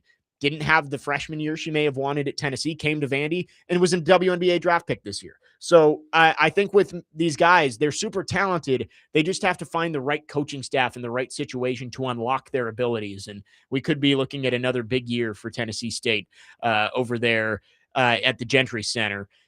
He talked about the NBA too. And, talking about the Spurs and some of the youth there. And I liked his answer about how he's able to find teaching moments throughout these games that he can bring to his team. I do think that the Spurs, the youth has bitten them a little bit, and they haven't been able to step up in the clutch moments. But the series isn't over yet, and I am looking forward to tomorrow night's game back in San Antonio. We saw the Spurs come out with a different energy coming off of game 2. They got that extra day of rest, and we saw them come out and throw the first punch. Now, they did it again in game 4 and weren't able to hold on. You wonder if maybe they've learned from the mistakes that they've had so far, and can they get it back to Madison Square Garden? That's the big question, because if it goes back to MSG for game 6, I think the pressure flips back to the Knicks to try and close it out and not have to head back to San Antonio. Yeah, and I think the Spurs can benefit a little bit more from a day of rest than the Knicks can, because, I would imagine there's a little bit of partying going on in the locker room after a win like that. And, there's a lot of disappointment going on in the other locker room after a loss like that. So I would imagine the mentality for the Spurs is going to be win at all costs, because they have to. They're up 3-1. You lose, you're done. But the Spurs, to me, are a team that I think could benefit from that extra day of rest more so than the Knicks, just because of the youth. It takes a little bit more. Well, they played more games too. That too. But it takes a little bit more for the mindset of a young mind to get off of a disappointing loss like that. It helps that they're playing at home. It helps that it's a do or die game for them. I imagine the crowd is going to be very, very loud in favor of San Antonio, Maybe they do the stripe out thing again. That still makes no sense to me, but that's okay. I feel like this is the Spurs game to lose. It's going to be close because I think the Knicks are obviously playing to win the series, but it would make more sense for me if the Spurs were to win this game and then the Knicks close it out in game 6 at home. Yeah, I think the Spurs extend the series. I think back at home, 2 days of rest. And I think Victor Wembanyama, with the way he was treated post-game, maybe has a chip or more literally an eggshell on his shoulder after that. And I think he's going to come out ready and hopefully focused. Now, it can go the other direction. You can push too hard and end up making mistakes. And we've seen games like that from Victor Wembanyama in the playoffs where he turns the ball over too much. He takes ill-advised shots. You have to have the best version of Victor Wembanyama for this game on Saturday. And could the Knicks win? 100%. But I think you look at this series, and it may be 3-1 Knicks, but the Spurs have had double-digit leads in all 4 games so far. You got to be able to hold on to them, which, again, it's the holding that really matters. They haven't been able to hold on to those leads, but they have shown that they can play with and play better than this Knicks team. Can they do it for 48 minutes on Saturday and get this series back to New York? Yeah, his bounce back is going to be talked about because he's arguably the face of the NBA right now. The bounce back I'm most interested in is De'Aaron Fox. Yeah. I am curious to see how does he play after his 2 crucial errors in that last game. You know, that was uncanny for him to me. Like, that's uncharacteristic for De'Aaron Fox because he's touted as one of the most controlled veteran point guards in the league. He was like that at Kentucky as a college player. So the fact that he made a mistake like that, much less 2, kind of blows my mind. So I'm interested to see, how does he bounce back? Is the mindset still there? Has he moved on from those mistakes? Can he still be the floor general that he's supposed to be? Because that offense moves a lot better with him at his best than it does with him out. Because he sets Wembanyama up for success. He sets Castle up for success. He's capable of driving inside, getting a bucket there. He's won Clutch Player of the Year. Let's not forget that, which is a made-up award, but it shouldn't exist. But that's to his name. So there's ice in his veins. It just didn't show up in that last game. I'm curious if he can refreeze the ice and get back out there this time. I hope he has stayed off social media because it's not good. Yeah, no, it's I hope all the Spurs have stayed off social media. I think it's a Big Joe who always says the internet is undefeated. Like it's funny. I feel for De'Aaron Fox because again, the collapse was not all on him. Yes, he had a large part to do with it, and in the most important moments, he was the one making the mistakes. Just and let so, him foul you, bro. So everybody is going to point to De'Aaron Fox, but it was a team collapse. To lose a 29-point lead, it doesn't fall on one player's shoulders. And so I do feel for De'Aaron Fox, but man, some of the memes and stuff that's been coming out on social media the last few days have been absolutely hilarious. It's bad. And I can't even defend it because I love De'Aaron Fox. He played for my school, but that was such a bad moment and a unanimous, what the hell are you doing from everyone in America? Yep. That it's impossible to defend that right there. It was bad. Yeah. And ends up costing the Spurs a possible tied series heading back home. I mean, blowing a 29-point lead with an opportunity to head back, tied up at 2, back to your home floor, and now your back's against the wall heading into Game 5 tomorrow night. And we'll see. Knicks could close out their first championship in 50 years. Isn't that crazy? Night. You and I have never seen the New York Knicks championship. Yeah, and I was, I'll date myself here. I was not alive yet the last time they were in the championship when they got swept by the Spurs in 99. I was close, but I wasn't there yet. About, what is it, 99, you said? Yeah. It's about 5 years before my time. That's crazy. I was 5 months away from being born. So there you go. 615-737-1025 is the phone number. If you want to text or call, our phone lines are driven by WilsonCountyHyundai.com. We've got one more hour left with you on this Friday morning. We've got a ton to talk about.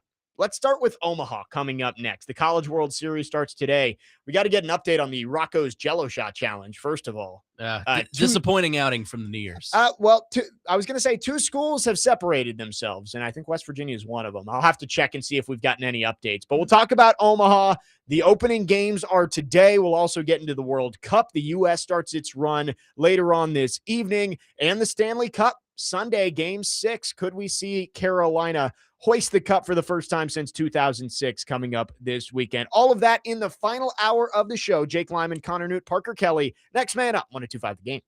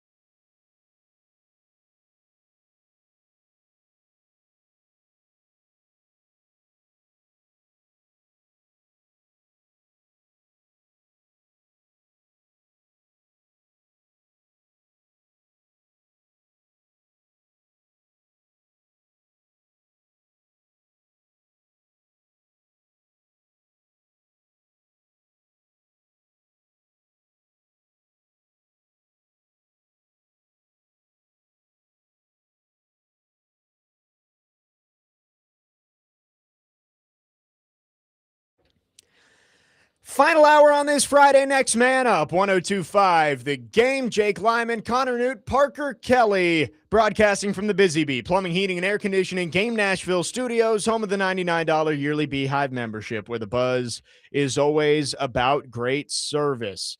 Lots of Titans talk in the first hour. We hit on Brendan Sorsby around 10 o'clock, and Nolan Smith from Tennessee State joined us in the last hour. You can go and listen back to all of that on our podcast or on our YouTube channel. But it's just such a great sports weekend, especially for the point in the year where you're never really sure what you're going to get. We've got Game 5 of the NBA Finals. We got Game 6 of the Stanley Cup Finals. The World Cup started yesterday, and the U.S. plays tonight. And we have the College World Series getting underway today out in Omaha. And before we get to Peyton Manning, before we get to the games actually on the field in Omaha, the more important challenge going on is the Rocco's Jello Shot Challenge out in their bar in Omaha. It's a 2-horse race right now. The latest update came 13 hours ago, so right around 10 p.m. last night. Mm-hmm. 2-horse race. Ole Miss in the lead with Fetty Wap's favorite number, 1738. Nice. And West Virginia right behind them at 1471. So the Nears made a little run late in the day yesterday. Yeah. Ole Miss in the lead doesn't surprise me. Yeah. Given how much they like to party. It's you true. ever go to the Grove? Yep. It's one of the best tailgates you'll ever be to. That doesn't surprise me. I got confidence in the Nears. I do too, but they're early out the gates.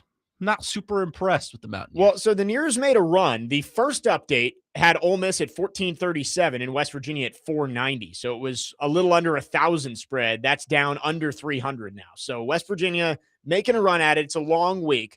Next up, how about this one? Troy, 521 for Troy. Yeah. You know, they're not in the first place battle, but the Trojans are within 1,000. No one else with more than 300.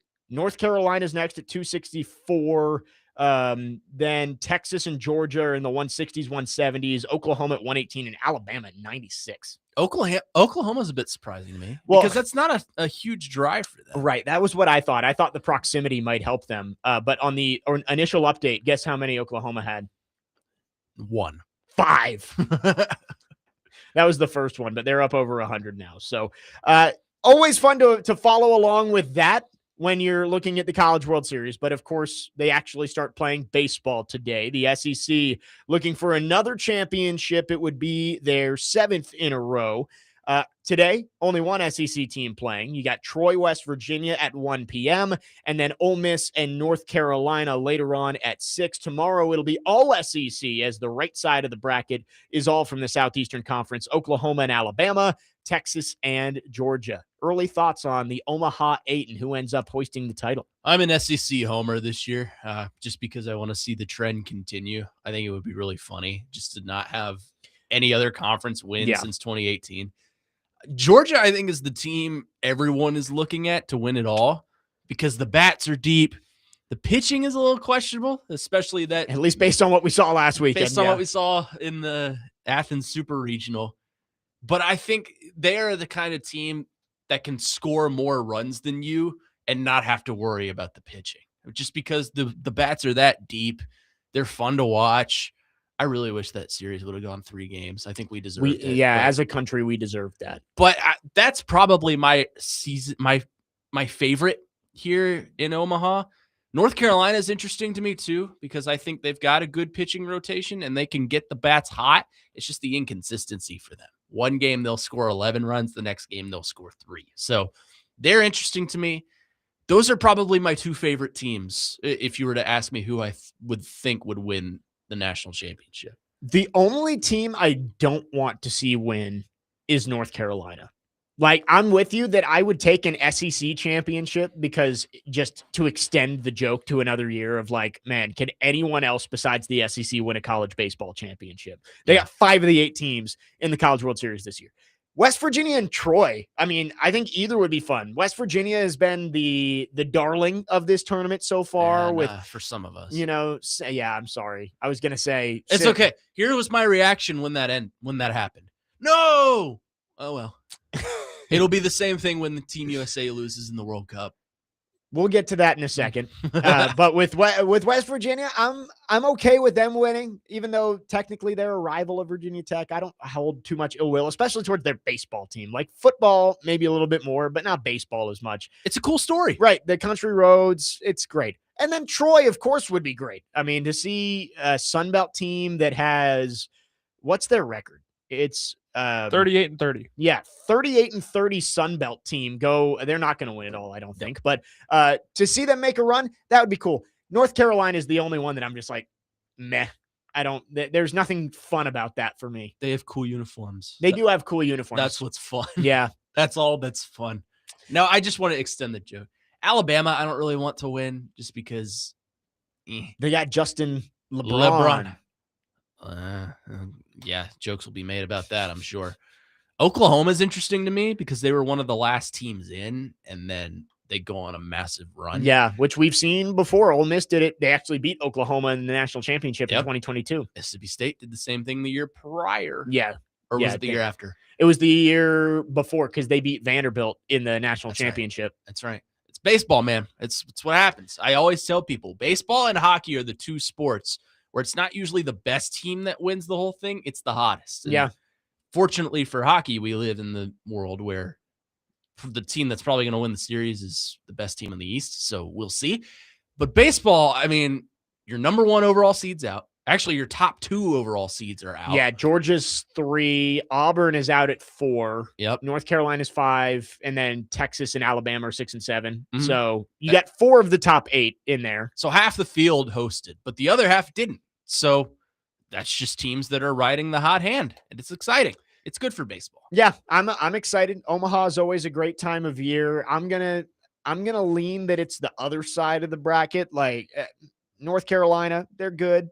But I'll take whoever comes out of the Texas, Georgia, Alabama, Oklahoma side, I think, to win it all. I don't want Texas to win because I don't like Jim Schlossnagle. Yeah, after he abandoned ship on A&M after they lost the national championship to Tennessee. Mm-hmm. Yeah, I would agree. I would say no Texas, maybe no Alabama. Georgia, Oklahoma, Ole Miss, and then Troy, West Virginia. Like I'm good with those. Well, you know where my allegiance lies here, right? Where's Keegan when I need him? Oh, right. Yeah, you're an Ole Miss fan. Ole Piss. Yeah. I will diehard Ole Miss fan here, guys. Go Rebs. I mean, of course I'm cheering for him. It's my family's legacy on the line right here. Not actually, but that's the team that my family or my dad's side of the family cheers for. So I'll pull for them. But am I going to be absolutely crushed if they lose? Not really. Yeah. Yeah, I mean, I have no dog in the fight here. I'm just hoping to see some good baseball, and that's where I'm at. Usually, you get some fireworks in Omaha. What are your thoughts, Parker? You got any inklings on what's going to happen in the College World Series? I think Georgia's going to win. It was either I picked Georgia Tech to win at the very beginning, but I think Georgia has the best offense in the field. I think West Virginia is pretty dangerous. I think they're going to beat Troy today. And they would most likely have to play North Carolina, if I had to guess. Yes, I think West Virginia can make a little bit of a run. I'm rooting for West Virginia. I'm openly admitting that. Yeah, that's fine. It's a fun team to root for. I have no ill will against West Virginia, really, in any sport. I mean, they broke my heart at the age of 5 in basketball when it was Bob Huggins and Joe Mazzulla in the Elite Eight beat John Wall and company. Yeah, that was like my first heartbreak with Kentucky basketball. I didn't cry. The only time I think I've ever cried for Kentucky basketball was Oakland. Well, that too. I didn't cry. I was pissed off. That's what happened. Luke May broke my heart. Oh, yeah. Yeah. And the year before that, Wisconsin. Frank the Tank. Yeah. Killed us. Drake May's brother. He traveled.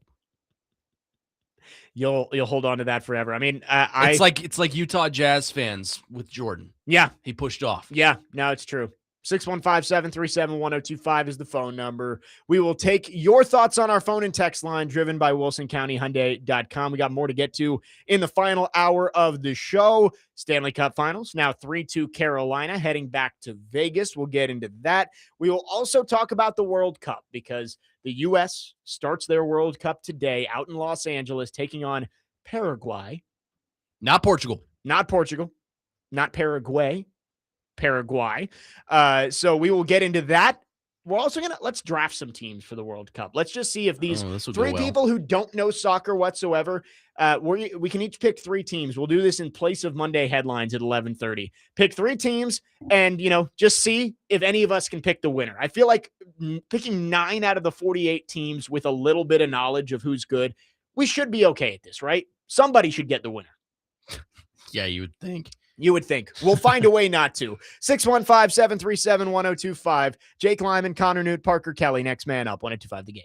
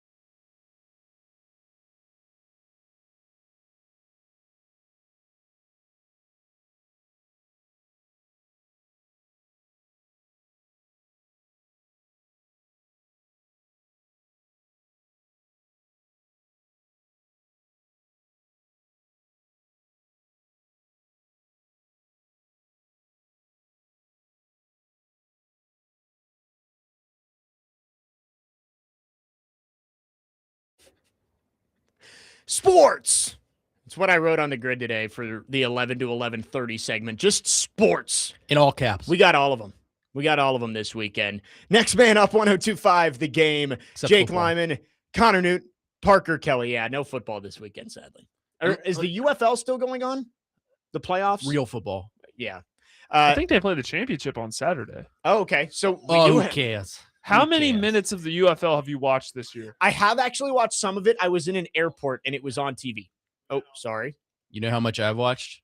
0.0 minutes. Connor, I remember we watched the 4-point conversion, and that's all I've watched yes, of we the did. UFL this year. We have watched a little bit of the UFL this year. Okay. We've yeah. probably watched about 5 minutes. I was going to say, I probably paid attention to it for 3 to 5 minutes total. My computer audio was on because I'm trying to find the correct way to pronounce the country that the U.S. is playing in soccer tonight. So we had 2438 on the text line. Says, Jake, pronounce, I don't even want to say it now because I'm self-conscious about it. Paraguay correctly. And he says it's Paraguay. He says his fiance is from there and had a come apart hearing me say that the other day. So I just looked up multiple videos and some of them do say Paraguay, but then there's a video of locals saying it and they say Paraguay.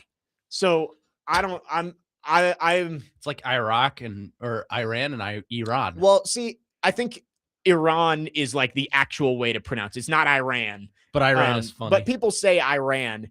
I feel like this is a I've heard it both ways kind of situation with Paraguay. He says his fiance is from there and says Paraguay.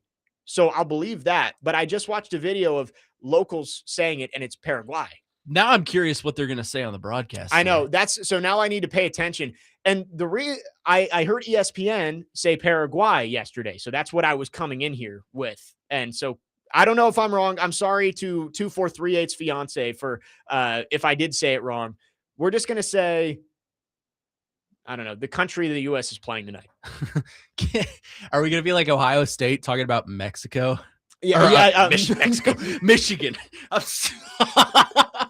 I was like, what does Ohio State have to say about Mexico? I don't know. I'm sorry. I just mixed up World Cup and college football in the same sentence. Yeah, we'll call them that country down south because are they south of us? Are we sure? They're in South America. Okay. Oh my gosh, Connor. Do we need basic geography lessons on this show You need now? to start playing Geosports, the game, because it'll show you where everything is. No, you need to play Map Tap. Have you ever played Map Tap before? That's a thing. Well, I don't know if I want to tap a map. It's good. No, I was going through videos in the break there trying to see if I could find the right way to say it. And I watched 3 videos. 2 of them said it one way, one said the other.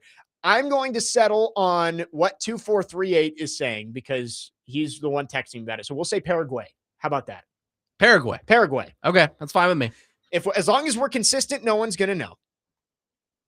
Joey from Gallatin says, I noticed you said it weird yesterday, but I wasn't going to text in and complain. See, I'm very self-conscious about it now because I saw 2438's text about it. It sounds like you're going to get heckled one way or the other. Right. So so just irrelevant country versus US. Yeah. See, Wow. I'm not going to say that. We'll go Paraguay. If we're consistent, then no one's going to question. Or we can say PG. Okay. Yeah. What's their abbreviation? PAR? Yeah. I don't know if there's anybody else who I'll stick with Paraguay. Well, anyway, Paraguay plays the United States tonight. We'll talk about that later. We're going to pick some World Cup countries, see if we can figure out who's going to win among 3 people who don't really follow soccer all that well. There's a committee out in the hall monitoring us. Well, so this is why I wanted to do it when Nick Frazier wasn't here, because it's like Nick Frazier would have the advantage over all of us because he actually knows about. I'm not talking about Nick Frazier. I'm talking about the higher ups. Oh, really? There's a committee outside just staring at us. Oh, better be careful about what you say about Paraguay. Yeah, apparently. Yeah. Apparently. It's Paraguay. All right. Before we get into the World Cup, did want to talk Stanley Cup Finals. Last night, we talked about last night's game a little bit. Carolina, that's the most that either team has controlled a game from start to finish for Carolina. Yeah, they gave up the early goal, but they were able to answer back. I mean, Jordan Staal, 6 goals in 5 games in the Stanley Cup Final. I mean, I still can't get over his one in game 4. Right, the game winner. Yeah. ridiculous. And he had the opening goal on a deflection last night to make it 1-1. But I do think, and I watched the open of the broadcast with Steve Levy and PK Subban and Mark Messier, and the one thing that they brought up was these two teams haven't seen their stars quite heat up. Their usual scores haven't got there. Like Aho and Svechnikov for Carolina. Those are the usual suspects for the Hurricanes that are going to be scoring. For Vegas, it was Dorofeev most of the year. I think they said he had 37 goals and he was great on the power play. We saw both of those groups get going. Dorofeev scored twice for Vegas. Svechnikov scored twice for Carolina. Aho scored one. So to see the stars come out and play for both these teams while also seeing the depth that both these teams have, I think it really makes Game 6 interesting back there in Vegas. You're going to have your best players find the back of the net. That's Dorofeev and Marner and Stone for Vegas. It's Aho and Svechnikov and Stahl for Carolina. I'm excited. Sunday night, going to be great. Well, it's interesting you say the word star for Carolina because I don't know if they have one. Well, they have stars. They don't have superstars. Right. Yeah. Like Sebastian Aho, he had a goal last night. I would say he's probably the closest thing to a superstar. Yeah, like Aho and Svechnikov are their best players, their best forwards, but they're not. But they've still like superstars. Like yes. Stankoven is really good. Jordan Stahl's really good. Yeah. Like they've got a conglomerate of just really good players. Jarvis, Gostisbehere. No one great, but they have really good players. Yes. And then you look at Vegas, and there's a lot of like Mark Stone, American hero Jack Eichel, who I will refer to everyone that was on that team as an American hero. Who else is on that team? Mitch Marner. Mitch Marner, of course. Brett Hollander, who's been going off for some reason. Yeah. Shea Theodore. Yeah. Carter Hart is okay in goal. He had a rough outing last night. He's given up 4 goals in all 5 games so far. Yeah. It's interesting. But I'm excited. I really want this series to go to 7. Like I don't want to pull for Vegas because I don't like Vegas, but I'm kind of pulling for them to get this one at home so we can have Game 7 in Raleigh and then Carolina can win it in front of the home crowd and a winner take all Game 7. Yeah. That's exciting to me. But I honestly, if I were to look back at all the Stanley Cups that have taken place in my lifetime that I've watched, this is up there in terms of best series. Like the one where the Kings won in 7 was. Yeah, that one was good. That was when Jonathan Quick was just standing on his head. Mm-hmm. And then Kopitar had the game winner. Yeah. Blues Bruins, the year Ryan O'Reilly won the Conn Smythe. That was a great series. The Bennington Emergence, as I call it. Yeah, I'm trying to think of, of course, 2 years ago where Florida went up 3-0 and Edmonton got it to Game 7 and lost. Like that was a great series too, even though it was like there were times when it was uncompetitive. But I agree with you. I think in terms of just sheer entertainment from these games, this has been one of the best series that we've seen in a long time. Yeah. And I think it deserves 7. It feels kind of icky to root for the Golden Knights, but I want to see more of this. I don't want the hockey season to be over quite yet. We're trying to get as much sports out now as possible because once it's all over, that's when we hit the lull. Where pretty much all you got is baseball. Well, at least the NHL draft is 2 weeks away. Yeah. So we'll have some lead up to that and talk about some of the prospects the Preds could be looking at 10. But you're right. Like at least the World Cup, hopefully the U.S. is competitive, right? Yeah. Get out of the group, maybe win in the round of 32, which I just hope we don't see the dumbest thing in all of sports today. What? A draw. Yeah, no, I agree. Nick Frazier and I fight on that constantly. Well, I just think if the U.S. doesn't get out of its group, that's a serious issue because they've expanded the tournament, right? It used to be 32 teams in 8 groups, and the top 2 teams in each group move on to the knockout rounds. So in order to get to the next round, you had to be in the top 16. Now it's a 48-team tournament, and 32 teams move on. So once you get to the knockout stages now, you're at the same point you were at the beginning of the World Cup previously. Yeah. So you just have to be either first or second in your group or one of the top 8 third-place teams. If the U.S. doesn't do that, then things went seriously wrong. Oh, well, you know exactly what I'm going to say. Oh, no. See, I understand that because, again, soccer is not my sport, but Not mine either. I rally around the U.S. men's national I will team too. and the women's team when the World Cup's going on. Like, it's fun to go watch those games and to cheer on your country. I will too. I just think some of my, I don't want to say disinterest because I'm interested. Some of my not as excited energy, I think it comes from the fact that we just had the Olympics and I really, really rallied around that team. And it obviously paid off. And that was some of the most exciting hockey we will ever watch as a country. Yeah. Now it's like, I kind of expect this team is not going to be, taking it all. Right. So There's little to almost zero chance the U.S. wins the World Cup. But that combined with, just not a soccer guy. See, there are a couple of storylines that I would love to see once we get past the group stage. The one people are talking about, which it would be funny, but the U.S., if they finish second and Iran finishes second in their group, they face off in the round of 32, which of course there's, geopolitical stuff going on. What a great matchup. My favorite scenario, which I saw yesterday, and I believe this is the case. I would have to go research it and make sure I didn't get got. If the U.S. wins its group and England finishes second in their group and both teams win their first round in the knockout stages, the round of 16 would be the U.S. against England on the 4th of July in Philadelphia. Hey. Like, how much more perfect could that be? Well, they choked a 13-colony lead against us in 1776. So I will confirm that that's the case. I don't know exactly how the bracket works, but I saw a video detailing that scenario, and I was like, sign me up. 4th of July, U.S. versus England in the city that the Declaration of Independence was signed in. Let's manifest. I'll be all in on that. I mean, how could you not get up for that one? I'll be all in. I'd go to New York. You'd go to Philly. It'd be in Philly? That's Philly. What? I thought the final game was played in This MetLife. isn't the Philly. It's the final game. This would be the round of 16. But it would be on the 4th of July, U.S. England in Philadelphia. I'd go.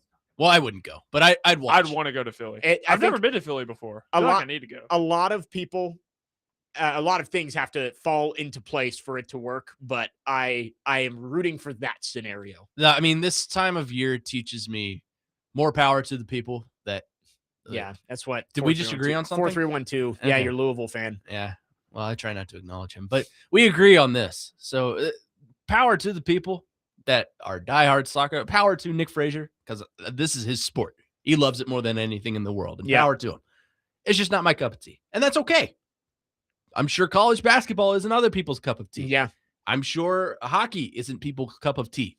Those are things that I like. So power to you. Yeah. No, I am I am not a soccer guy. I don't think I've ever watched a Premier League match or anything like that, but I will get up for the World Cup. 615-737-1025 is the phone I was number. just followed by someone named Boo Boo Jojo. See if you can get him on as a guest or Let's something. see. Now I'm working on Freddie right now. Yes, we need Freddie. We need Freddie. O'Connell? No, Freddie, the Freeman? the German guy who is making his way through the South for the World Cup. Yeah. He stopped at Buc-ee's. I saw a video this morning of a French guy talking about Buc-ee's, and it made me. And I'm not a huge Buc-ee's guy. Like, it's a little overwhelming in there. The bathrooms are great. The food is good. But this French guy, he's like, I pulled up to a Buc-ee's, and I was like, this is a gas station. I saw this tweet. And he's like, gas stations are supposed to be for a cold cup of coffee and a crappy sandwich. And you walk in here, and there's a man with a knife yelling, fresh brisket on the board. And he's like, you'd rather eat the brisket off the bathroom floors than off a plate. It just goes to show you the statement is true. The European mind cannot truly comprehend the United States of America. Hey, listen, Freddie ran the SEC gauntlet because he went to Waffle House the night before, then he went to a game at Jordan Hare, then he went to Buc-ee's. Yeah. All in the span of 36 hours. You're a Southerner. It reminds me of the guy. Did you ever see the Australian guy a couple years ago that put out a video of him watching a Tennessee football game? Yeah. Mate, this is the coolest thing ever. Yeah. That's what I love when the European and, foreign people come here and see what SEC football really looks like. It's so cool. It's amazing. 615-737-1025 is the phone number. We are going to throw some blindfolded darts coming up next and see if we can pick who's going to win the World Cup. We got 30 minutes left on the show. Text or call if you have any thoughts. 615-737-1025. Jake Lyman, Connor Nute, Parker Kelley, next man up. 1025 The Game.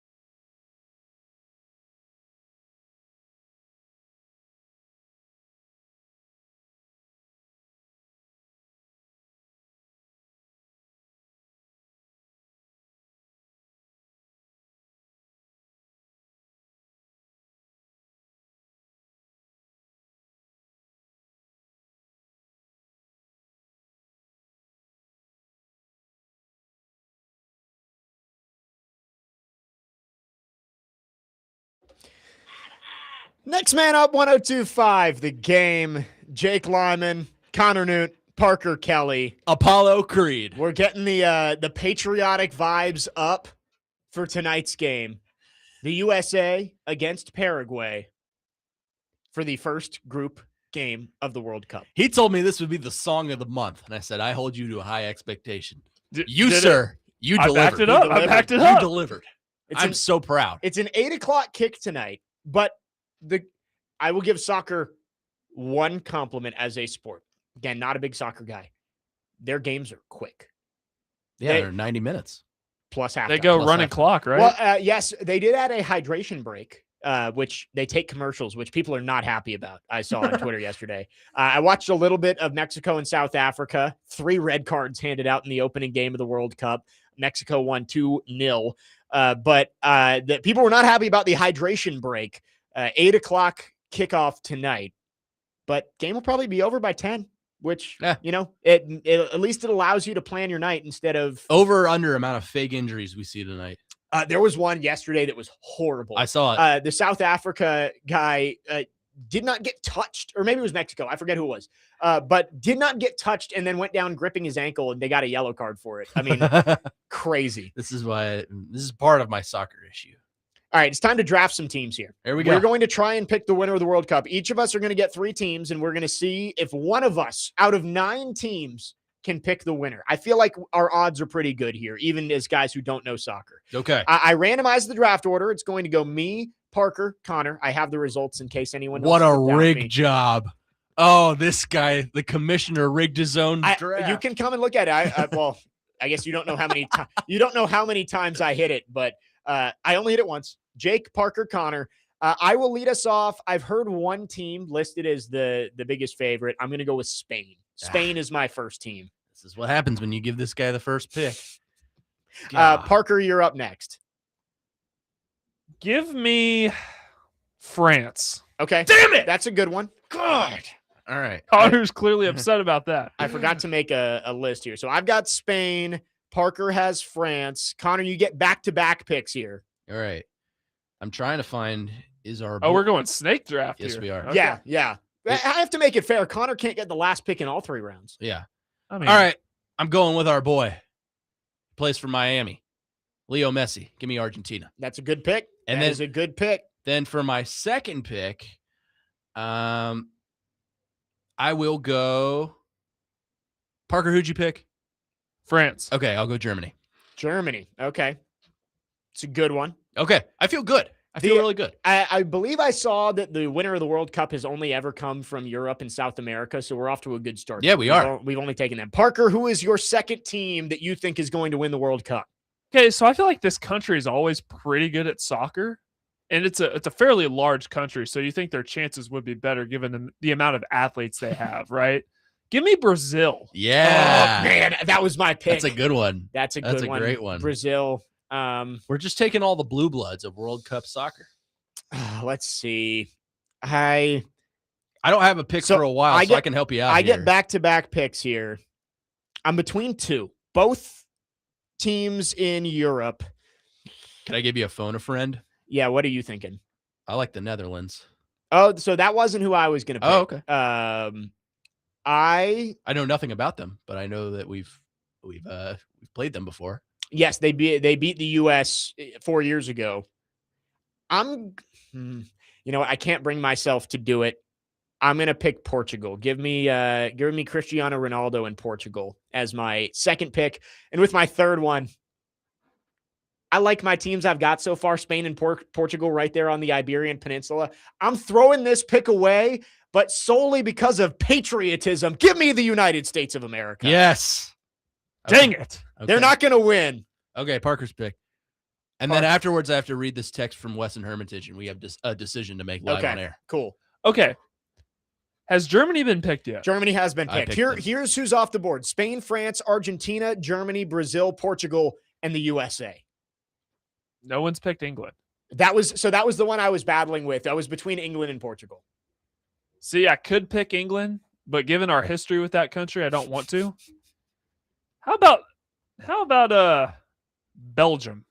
Okay, see, Belgium was the third team I was going to pick. So there you go. I like Belgian chocolate. All right. All right, there's your you got your pick of the litter. There are still 40 teams left. No, I can go anywhere here. Do you want to go with Bosnia and Herzegovina? I feel like we need a dark horse in here. Okay. Not that I know that they're any Katie? good. No, I joked about it in the break. Uzbekistan.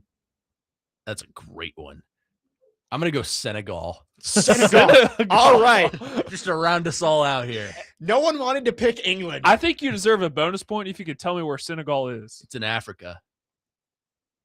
What part? The top part.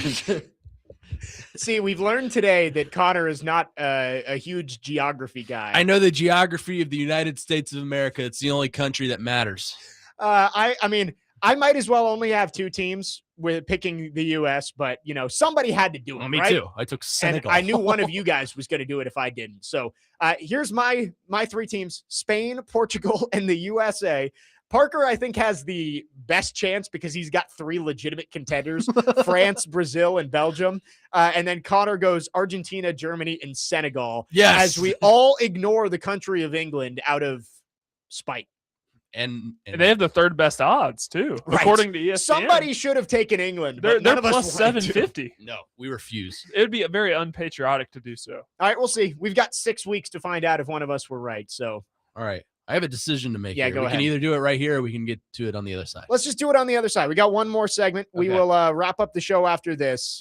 You've got a text from Wes and Hermitage. We've got a decision, and I need all hands on deck on this Okay. one because it's great. We'll get to that coming up next. 615-737-1025. Jake Lyman, Connor Nute, Parker Kelley, next man up. 1025 The Game.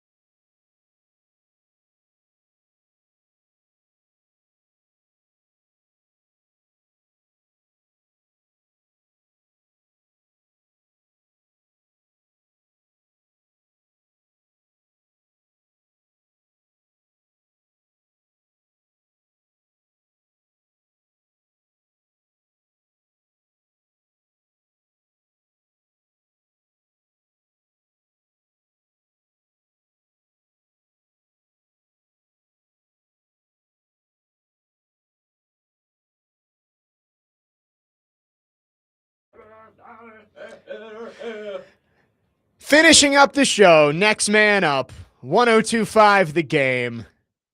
Everybody start feeling patriotic.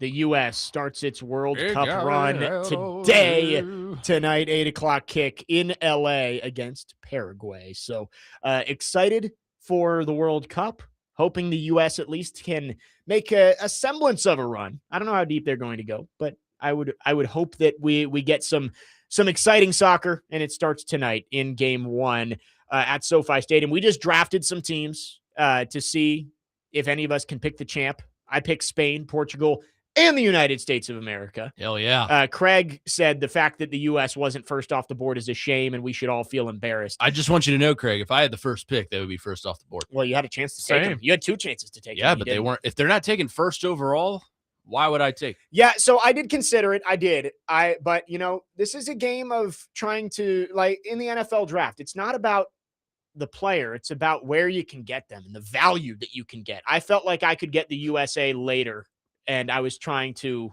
live with the value of it. We have soccer savant Nick Frazier weighing in. Oh, yeah, Nick Frazier says that England is the Dallas Cowboys of America. Of soccer. That's why I didn't pick them, because I knew the Dallas Cowboys. Yeah, they never win. Good. Yeah, we all knew that. Yeah. So we were thinking the same thing. Parker goes with France, Brazil, and Belgium. Connor goes with Argentina, Germany, and Senegal. I got to say, that was not one of the countries that I expected to go off the board. You know me. I like to go off the board. There you go. All right. We got one more segment. If you have any phones, 615-737-1025. Last call. Parker, you did have a text that you wanted to hit on. Or Connor, excuse me, had a text. I did. And it involves you as well, Parker. This is from our good friend, Weston Hermitage, who we battle a lot. Mostly it's him making fun of my cats. But it's okay, because we're friends at the end of the day. He says, I had to text in and tell Parker and Connor congrats. And with that news, Connor, now you have a new nickname for me. You can pick either between the two-tone Wildcat or Connor Mutant instead of Nute. He says, you must pick one of these two names, or we will have to resort to old nicknames that are not nearly as cool and are somewhat demeaning. Also, Parker, you have a new nickname. All right. And he says, also, Parker's new nickname, based on his initials, will now be the Peacekeeper. I like the Peacekeeper better than either of the ones. Do for I Connor. keep the peace, though? I mean, you think about the rants that I've had with Corey Curtis. That is I don't true. exactly keep the peace. Yeah. But you could be Peacekeeper, like, isn't that John Cena's character and that one TV show? Peacemaker, sorry. Peacemaker. Oops. But PK. I like it. I prefer Big Joe's nicknames for you. The Rifleman? Those two. The Rifleman. Or the Speaker. I mean, I'm known as the Rifleman around here. The Speaker. The Speaker was great. I like the Speaker. And he abandoned it. Yeah, Nute Gingrich. Yeah, I hate it. But if Wes is giving me a choice between those two, I'll go with number one. I like the two-tone Wild. I agree. I like that one better than Connor Mutant. That makes sense. Dustin in Hopkinsville says, damn, Connie, you're representing UK fans and you can't say the top of Africa. You got to say North Africa. First off, don't ever call me that again. No one in the history, not even my mother, has called me that. So, Connie. God, what am I? There we go. Now we've got the nickname for Connor. Oh, no. Connie Nute joining us Connie's today. going to stick. What have you've unleashed this on? This is like the story Chase tells us about Seabiscuit. Now he hates that nickname. Yeah. So thanks, Dustin. I said the top part. I didn't say top Africa. I said the top part. The top part. The topmost portion of the country. Jake Lyman, Connie Nute, Parker Kelley. God. No. Devin and Dixon asked, what if Senegal wins the whole thing? If Senegal wins the whole thing, we will give Connor a full show to just take a victory lap. Oh, yeah. I mean, I'll take advantage of it. The U.S. just beat Senegal in a friendly. So I kind of feel better about my America pick. But I'm pretty sure the local YMCA just beat Senegal too. No, Senegal is actually not bad. Like, I think are you disrespecting my boys like that? Come on. No, I know they wouldn't be here. At least they qualified. Nick Frazier's either going to call me an idiot or he's going to be impressed with my ball knowledge here. I believe Sadio Mane is Senegal's favorite or best player. I remember that from watching the friendly with the U.S. I That's think he deep- scored at deep least ball- once. I was ball going to knowledge say, right there. he's either going to be impressed or he's going to be like, you have no idea what you're talking about, which is probably the latter. 4-3-1-2. How about Connor the Wild Kitties Nute? That is a wild I misspelling have of not my full seen name. that spelling of your My last full name. name. I'm OR, pal. Connie the Wild Kitties Nute. I hate it. Oh, I hate every part of that. Oh, Dustin from Hopkinsville says that was talk to text. And so he didn't try to. Dustin, you've started something. The train is on the tracks and you can't stop it now. Oh yeah, no, it's stuck. Thank you, Dustin. Dustin, we're supposed to be united, man. And now Wesson Hermitage is on board. He says, Connie, the two-tone Wildcat. It's got a ring to it. It sounds like a children's book. Oh my! We need to change the imaging on Weekend Huddle. Oh no! It's Weekend Huddle with Nick Connie Frazier Nute. and Connie, the two-tone Wildcat.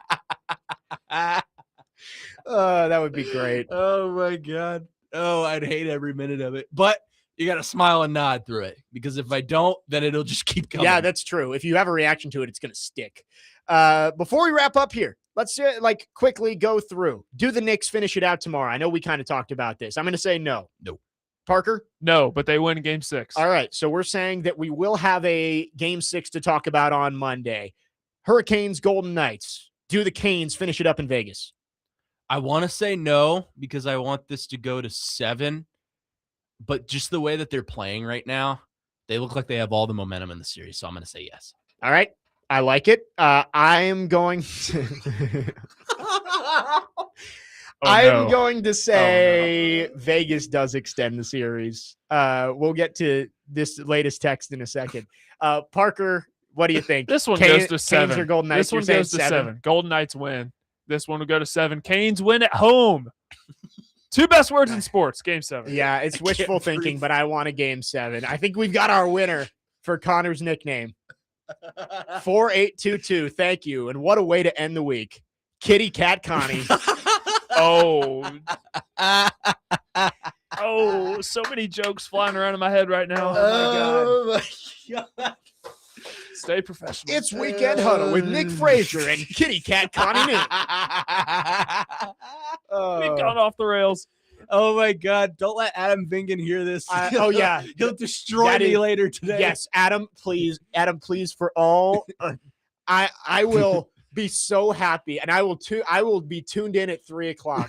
I will too. If Adam Vingan comes on All and three of introduces the I show. heard this is what it's leading off the show. No, just lead the show with Adam Vingan, Derek Mason, Willie Donick, and Kitty Cat Connie Nute. It's like that episode of How I Met Your Mother with when they put Barney's name wrong on Yeah, the Swarley. Yeah, oh, that's one of the best episodes. They played the Cheers theme. Don't you want to go? So good. You can tell it's the last 5 minutes of the week just by, we are completely off the tracks here. But going to be a great weekend of sports. Kitty Cat Connie Nute. KCC. KC, yeah, there you go. Just abbreviate. Change your Twitter handle. We have Fussy. So we got have Fussy and Kitty Cat. Fussy Bear and Kitty Cat Connie Nute.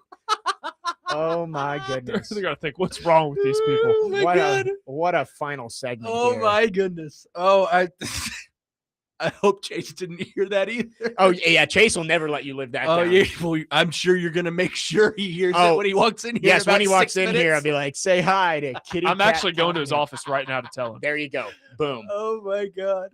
That wraps things up for us. Go USA tonight. Oh god, he's gonna make a promo. of May, this, isn't he? may the Americans. Yeah, Wes from Heritage says now mutant doesn't sound so bad, huh? Does it? You'll take that one. I actually prefer Kitty Cat Con, to be honest with you. That does it for us. Go USA tonight, hoping for game 7s in the NBA Finals and the Stanley Cup Finals, although game 6 in the NBA wouldn't be until Tuesday. And yeah, college baseball. We're about an hour away from West Virginia, Troy. What a way to send it out. That does it for us. We will talk to you Monday at 9 a.m. Chase and Big Joe are coming up next. Keep it right here on 102.5 The Game.